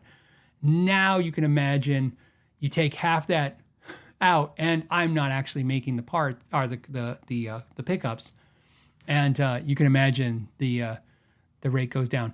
And then for those that are going to say, because they're going to say it, they're going to, yeah, but your volume's going to go way up. Our initial order is about 400 pickups. So just to give you, again, no freak out. I don't want anybody thinking this. When I tell you guys, this isn't limited, so don't freak out. You can get the pickups. What I can tell you that is even if you guys were to blow up and buy them like crazy, and let's say we could go to Dimarzio tomorrow and say we need 2,000 pickups, they can't physically make them for us. Not only from parts issues, but you got to understand they're also not dumb as a company. They're not going to put me in front of Ibanez or in front of Sweetwater. They're big customers who put in big orders and reorder. So even if we were to blow this up and make it, oh my God, I can't believe I sold so many. That's why we don't take back orders. What's in stock is what. So if you see them and they're showing for sale, they're in stock and you'll get them immediately. If they're out of stock, we'll keep you updated. But again, I don't think we're gonna have a problem because based on what I believe is currently going on in the market, I think it's gonna take us a while to sell through these. Scoober says, are they bridge pickups 50 millimeter? No. No, 50 millimeter. Well, it's 48 point something. So it's like 48 millimeters to 51 millimeters sometimes, and then 53 millimeters if you're going F-space. We do not F-space the pickups. So when we did black stocks, we only did them nickel covers, non-F-spaced, and black bobbins, non-F-spaced. With Dimarzio, we added a satin finish nickel. So we have a polished nickel, a satin nickel, and then a bobbin. We don't do F-spaced. Why? I never did F-spaced before. It's not something I actually do in my own guitars. Because the problem is this endeavor was always about me. I was making pickups for myself. It's just like, so these are my pickups. Something to tell you guys, I may have took another idea from Josh Scott. In the last few months, almost every video you guys seen has been Northern Lights. I've had a Northern Lights pickup in almost every guitar that's either been in a video, unless it was a specific, deep dive with that company's video. But I mean, if I was doing a guitar of the week, all that stuff, you can just pretty much, you can go through, I could probably much guarantee you that 90% of it I was always had Northern Lights in them because I started putting them in all my guitars once I had the ability to. Rachel says, hey, will these be able to split in my Pulse guitar? They all come 4-conductor and they can easily be split. That's easy enough. Brian says, at some point in the future, will single pickups be available? Yes. So my concern right now is that if we do so right now you have to buy them in a set. And the only reason I'm making you buy them in a set is my concern is if we get a bunch of mismatch orders, in other words, we have 10 in stock of this and nothing in stock of that, we still have nothing for you guys. So let's get the sets out for those who want a set. If you do not want a set, don't worry, and relatively soon you will be able to get individuals. The individuals will be decided by how fast anybody buys these pickups. So for instance, if I'm going to tell you what I'm projecting. We're projecting to sell 75 sets by Monday. That's my thought process, which will be half of what we have off this order. So that's it. And that's my projection. Like that's my stretch goal projection, what I think we're going to be at. So, and if that's my projection and it's all right, I can tell you by next Friday, there'll be singles for you to buy. The only thing would hamper that is if everybody just buys up a ton right away, but I just can't imagine that. And because we've done a lot of stuff over the years in the show, and I mean, there's crazy numbers, but there's just not crazy numbers. Not everybody's in the market for a set of pickups just because. Indy says, any way to get an artist on board to help market them? No, I traded some to Michael Nilsson, so he's getting a set of pickups because he gave me a pedal. So I don't know if Michael's going to do a video. I didn't ask him to. Here's the problem, Indy. This is like I said, I'm either dealing with component issues, availability, or factory availability at Dimarzio. So I don't need to put kerosene on a fire. And also, if we miss goals, that actually works out a little bit for me because I actually need 10 or 15 sets for myself, more for my guitars. And currently, the wife is not allowing me to take more sets than all the sets I want because she wants to make sure that if people want them, they can get them. And so, but I guess my point is there's no reason to do this. Look, the coolest thing in the world is this.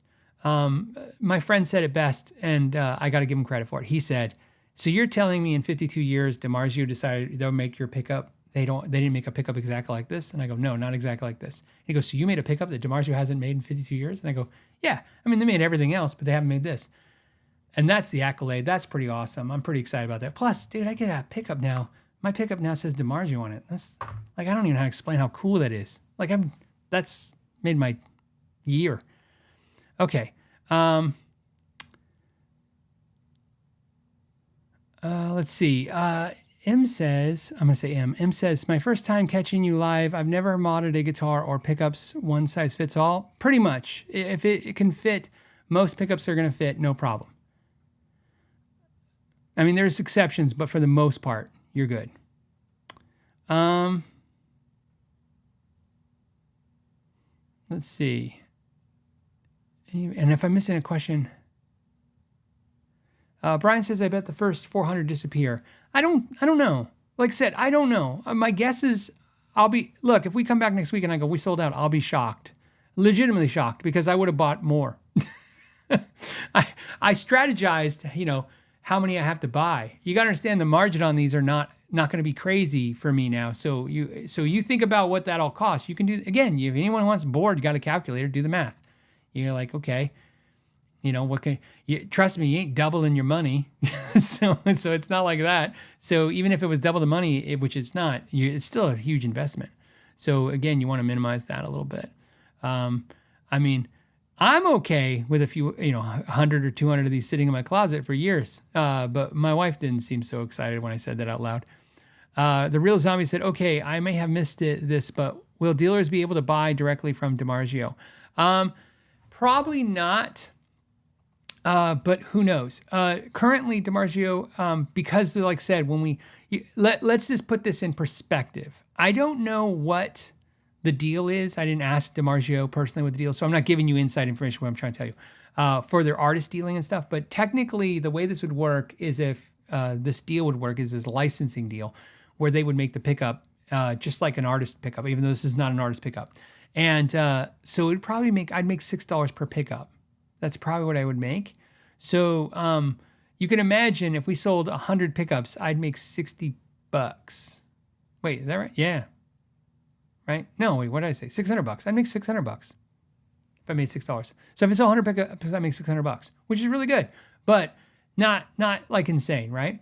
So so that's why Shauna came with the idea. She's like, why don't we buy them again? That way people know they're in stock and we have them. And then so the Real Zombie, how it's working is normally how this would work, like with Steve I, is you would buy a pickup from Dimarzio and then they pay him a royalty, right? Okay. For me, what they're doing is we decided, well, why don't we buy them like a dealer would, and then we get dealer margin. So we're getting the dealer margin. So the Real Zombie, since you have a store, you understand what the margin is because it's pretty much set in margin for everybody. So you can imagine that's what we're making. And then we're including shipping on our website. So we just took that out of our margin. If you go to our website, so the shipping is included in the price and there's no sales tax unless you're in the state of Arizona. If you go to Reverb, because they're available on Reverb, you will pay shipping and sales tax because I had to put the shipping in there to cover the fees for Reverb. So you pay more if you go to Reverb. If you buy one on Reverb and you did not know we sell them on our website, I'm okay with you asking for a refund on Reverb and buying them on our website. I have no problem with that. I just put them on Reverb because I knew some people are not going to want to buy them off our website. Some people like buying from, Reverb or Sweetwater, some more trusted stores. But the Real Zombie, maybe we can do a run where we work with a dealer or two. I would like to do that. But keep in mind, Real Zombie, you got to understand, I'm an internet person, which means a lot of problems I would have is if you ordered, let's say 20 of these, which 20 being 10 of each set or 10 of each pickup. My guess is you would sell one set and they would rot in your store because like I said, I don't know what the draw would be. The draw here is people have known for years that I have been making pickups. I'm a trusted source for information about pickups. Obviously, Dimarzio saying, yes, we'll make your pickups, I would assume validates that I'm a trusted source of information for pickups because obviously Dimarzio believes that there's some credibility here as well. And again, I can't speak for them, but I'm just saying, but that doesn't translate. That's the thing about social media. I'm just here. I'm right here, guys. This is it. I'm not No one gives a crap about me what's on somebody's screen. Oh, thanks. So he says, this is way cooler than this or that. Thank you. I appreciate that. I was a little upset. I was a little concerned people were going to be upset that we're not doing it this or that. We're doing this instead. But I wanted to share it and talk about it. And I thought it'd be fun. And also, because like I said, I think if you guys have questions. This is a great question. It says, this might be stupid, but do these work for left-handed guitars? Absolutely. So there's nothing in the design of the pickup, which is true for most pickups, but in some cases, there are some pickups where you might have an issue, very rarely, but it's possible. But these, no. The pickups would not have any issues at all.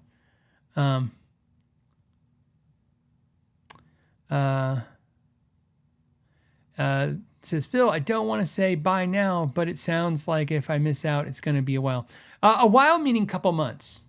So you know, and like I said, I'll tell you exactly, just so you guys know. Again, I want this is nice that we have this community here. Let me tell you what happens if, for some reason, you guys get crazy and start buying out these pickups. But trust me, before I let you even cross the line of, let's say, 60% of this inventory, like if I'd say halfway is the first trigger, 60%. So. Like if all of a sudden Shauna goes, wow, they've ordered 60% of what we have, I'm immediately putting in another order with Dimarzio. So that it will, and so like barring the craziest scenario where you guys all buy them out by Monday, which is almost just impossible. It would, when I say impossible, I know there's a lot of people watching the show, but you can understand this is, I've been, like I said, I've been on the internet 12 years. I can tell you when I talk about stuff and you guys click and buy on affiliate links, what you guys buy and convert at. I know what my conversion rates are. So I'm like, I generally know, like, hey, if I talk to 20,000 people and the price point is $300, X amount buys this much of stuff. I kind of generally understand these numbers. So like I said, I took all that knowledge and this is where I came up with it. So I have a strategy that should not involve us running out of pickups. So it was what I'm saying. And if I do, well, then I'll just recalculate and then you'll be in for the next time and then we'll be fine. All right. And again, before we go, any questions about this, I can answer now, just because I'm here and you guys can ask. I don't know if Jeremy says, Phil, how many K are they? Oh, how many K are they passive? You're talking about the ohms, the resistance, how much resistance? They are, I believe the bridge sits in the 14K range and the neck sits in the 8K range. So, but here's the thing about that, and I've said this 1,000 times, and I'm sure you've heard other pickup makers say this 1,000 times. The resistance doesn't. Sometimes a lot of people say it doesn't even matter. It does matter. It doesn't tell a complete pitch, a story. It does not tell it. And what really throws us off. Let me show you what throws us off. I'm going to show you right now. For those, I showed this on my patrons, so I gave this to my patrons. I'm going to use this, and we'll see if it goes well. This is what's going to throw you off, Jeremy, okay? So if I was to say this pickup is 16K in the bridge and 8K in the neck, you'd go, wow, it's a really hot pickup. And then some of you go, I don't want a hot pickup, which is fine. And then some of you go, that's exactly what I want. And then you're going to plug it in your amp and you're going to go like, I have a fire-breathing, demon throttling my amp. But here's where you're going to go wrong. The magnet is definitely a factor in this, just like the wire's a factor and the base plate and a couple other things that we're keeping, not so much proprietary secret, but there's just some of the stuff we've done, I say I done, but let me explain the magnet. So the magnet I'm using on the pickups is a unoriented A5 long bar magnet sandcast. It's a sandcast. I'm saying it all out of order. It's a sandcast long bar A5 unoriented magnet. That's not even the whole story too, because how magnetized the magnet is part of the equation. Here's a traditional A5 magnet. This is the magnet that you're going to see mostly in Dimarzio's and Seymour Duncan's. This is probably the most common one you're going to see out there. And I can actually show you that my magnet is longer, or the magnet that I'm having done is longer. Look at that, it's longer, it's bigger. It's same width, same thickness, longer. It's more, but it's actually not more. Let me explain why. So I take something like my pocket knife. I did this for my patrons, and I'll take this magnet, and I'm going to hopefully hold this pocket knife. It's going to be a little tricky because this pocket knife's heavier than it needs to be. Okay, ready? That is the A5 magnet that you're used to, if you have a normal bare knuckle, not all bare knuckles, but typical pickups, bare knuckle, Seymour Duncan, Dimarzio, this magnet holds this pocket knife. Okay? Whoops. Well, it would if I get it right. Because again, this pocket knife is very heavy. So it would be nicer if I had a lighter one. It even says McKnight on it. Look at that. Okay. Here's my magnet, or the magnet we're using for this. It will not hold no matter what I do. So I can even reverse it. It won't matter. Look at that. It will not hold in any shape or way. Look, Now, why that matters? It matters because it changes some things. That's why I'm saying there's more going on. Pickups are not, it's not super crazy. Like I said, there's no unicorn juice in a magnet. It's just math.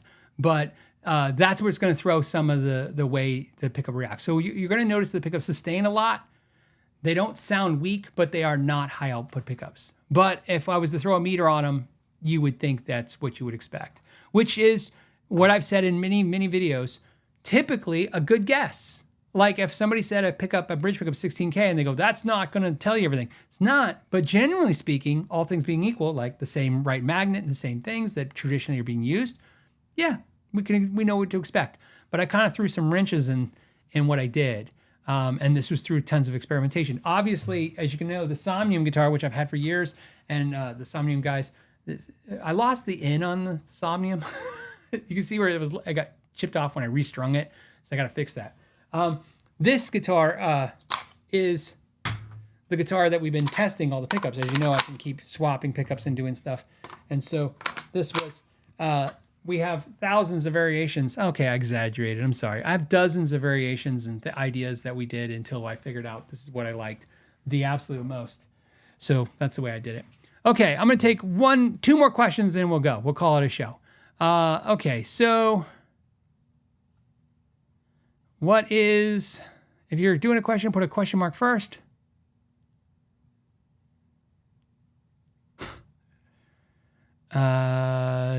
I don't know. Somebody asked, doesn't pertain to this. Should I sell all my Fender guitars or just play them because I love them?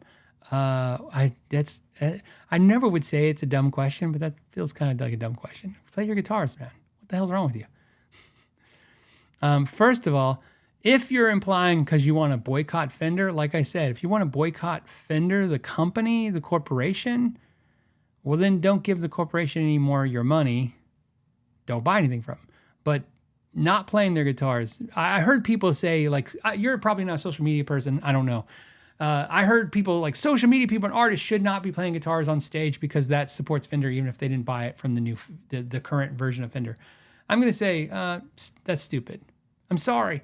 Again, the reason why it's stupid, it's not so much stupid like the person who said it's stupid. It's just the idea. It doesn't make sense. Here's why it doesn't make sense. This is that cancel thing that people like to do that makes no sense. We can be upset with Fender and the way they operate and not like the way that they're treating people or that the direction of the company. Look, my issues with Fender are much deeper than just they sent a letter to a couple of random companies. I've been talking about this for years. As someone who loves Fender and buys their product and has supported them for years as a customer, not only as a dealer, just a customer, I expect better from a company that I want to buy from, and I want them to treat their employees better. I want them to treat their dealers better. They have had a horrible 5 years. They've treated their dealers like shit. Their employees not much better. They've done a bunch of things that were public that were not nice and then are good, which we talked about. Headlines, you could watch all the podcasts. I've called it all out. And then this was kind of like, wow, this is the kind of the last focus thing. Like they shouldn't be focused on this. They should be focused on improving the customer experience, improving their employee experience. It's really not that hard to do business in the real world. It's you do right by the customer, you do right by your employee, you make a good product. The reality in life is, the reality of the current world, right, is, hold on a second. We're going long, so now I'm getting a message. Okay, hold on 1 second. Okay, the reality of current world is that normally if you give value, you make money. But the new world has figured out where you don't have to give value to make money. And that's what I don't like. I don't like the idea that somebody can make money, but not actually have value as part of the transaction. They can take value. They could give you no value and still make money. And I don't like that idea. So, all right. Let's get back to the last part. This is Mr. Watts. I'm saying Mr. I think it's his two hats. Mr. Two Hats. Boy, that could have been weird. All right, Mr. Two Hats says, hey, Phil, congratulations on the Dimarzio partnership. Are the Northern Lights shipping outside the U.S.? Sean is looking into that right now. So it has to do with, so if you're outside the U.S. and you want pickups, just email us. You go to our website and contact us. You'll be talking to Shauna. Shauna will look into it. I don't want to say it's case by case, but because I feel bad saying that. But let me put it this way. If she can ship you a pickup, she's going to ship you a pickup. But the problem we have is not the cost. It's just not even the duties and stuff. Sometimes it's just, we can't do it. We just don't, we're too small of a business. We don't have access to shipping that can do it. Let's see. Yeah, Richard says, I'm not buying any Fenders off the new current ownership, but he agrees that, yeah, he can just play his Fenders. Play your Fenders. I showed my Fender bass just last week. My Fender, I'm never getting rid of this Urge bass. This is a Stu Ham Urge bass. This is the reason I'm a bass player. I mean, look, so that's what I said. I'm not going to do that. So, let's see.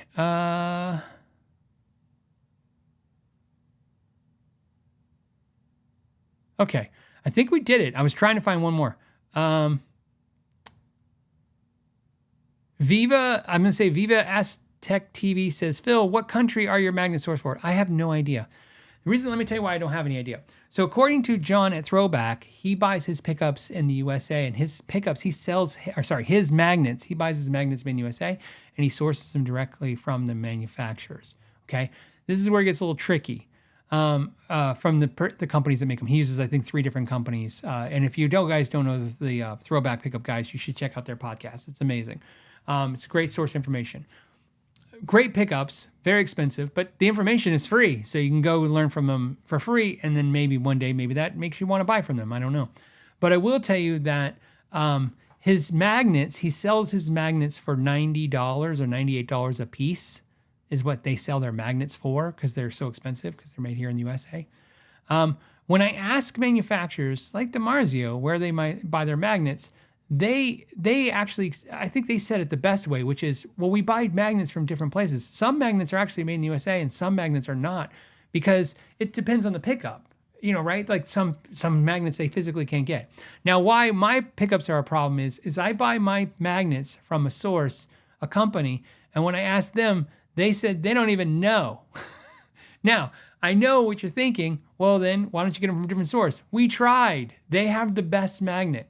This particular magnet, I don't know what it is. I'll tell you how it's funny how I even found this particular type of magnet, this actual one, not the specifications, but how I found this one. Anyone who's ever done this, I'm sure a lot of you have done this here, a lot of the tinkerers, you buy a bunch of capacitors and you try different capacitors in your potentiometers to try like, hey, this is my tone control. I'll try the Bumblebee. I'll try oil and paper. I'll try an orange drop.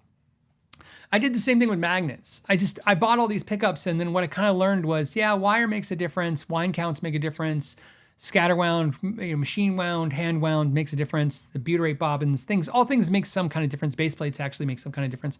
I learned all that stuff like everybody else. And then what I really learned to focus on is magnets. And I really learned the magnets make a difference. And a bigger difference than I think than like the base plate. Like if, but anyways, what happened was funny was I'd started buying all these magnets and I was swapping magnets and pickups like I do. And I was swapping, combinations. And then I kept finding certain magnets doing really well for me. And like Dimarzio found, I found that different suppliers who spec the same magnet as this, I didn't like that magnet as much. So there's something that's happening with this one, which is why it's been a problem because the company who gets it never had anybody want more than 100 at a time. So we were the first time when we reached out to them and said, hey, we need a couple hundred of these. And they were like, we can't get that. So through some talks, I guess, they got it all worked out. So where are they made? I don't know. They could be made in China. I don't know. I don't know. It's tough. It's like everything now, right? It's like Dimarzio. Certain parts of this are going to be made in the USA. Certain parts of this are probably made in China. Some parts are made in Taiwan. It's just how it goes. So I can just tell you this. This is what I can tell you. I could have had Cortec make the pickups, or I know Kyle who owns Sire Guitars, and they have one of the largest pickup manufacturers too, and that would be in Korea. And when I talked to them about making the pickups in Korea, we could have done these, hey, well, instead of doing like this deal, what if we did an OEM deal where we had them made overseas? And what you really learn about pickups is they're not much cheaper to make overseas. It's one of the few things they can still relatively make here, probably because so many of the components are actually imported in. And so it's just where it's at. It's like I said, the components are not the big cost of a pickup. They're just not the biggest part. It's getting there because prices are skyrocketing on this stuff. So I mean, it keeps going up, but it's just how it goes. Infinite Stooge says you can get ceramic and alnico domestically, but China makes the most of the world's magnets. Look. It's a funny thing. I would love to make something 100% made in the USA. Who wouldn't? And I think the only company I know that boldly states that is Throwback.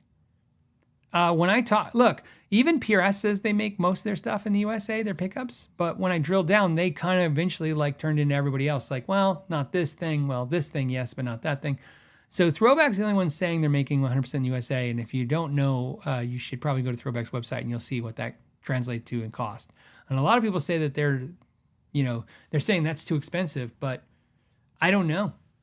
Like I said, I'd have to see somebody make a 100% USA, not magnet, 100% made pickup and not try to charge you that kind of rate. I don't know if it exists.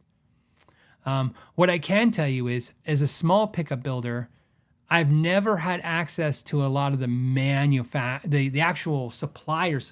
Like, yeah, you could buy wire, but the wire people are buying the materials from somebody else. You see what I'm saying? Like, and here's where it gets a little tricky. You try to put pressure on them, but who am I? Even as a YouTuber, I got nothing. I got no muscle to push and go, hey, I want to know where this piece of metal came from. And they go, our supplier. Well, where does your supplier get it? I don't know. They're not going to ask them either. So we'll see. And when I talked to Dimarzio about where all the components are made, like I said, they gave me a very honest answer. They go, ask us exactly what component, we'll tell you exactly where it comes from. But all the there is components from Taiwan. They get components from Taiwan, they get components from the USA. Let's see.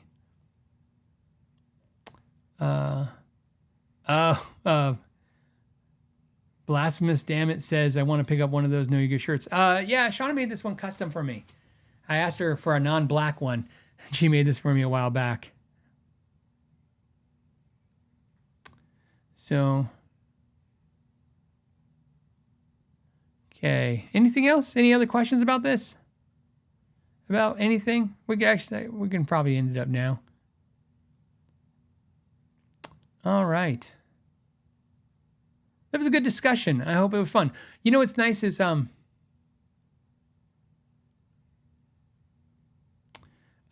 Saren says, are you able to say that those magnets were being made before you found them?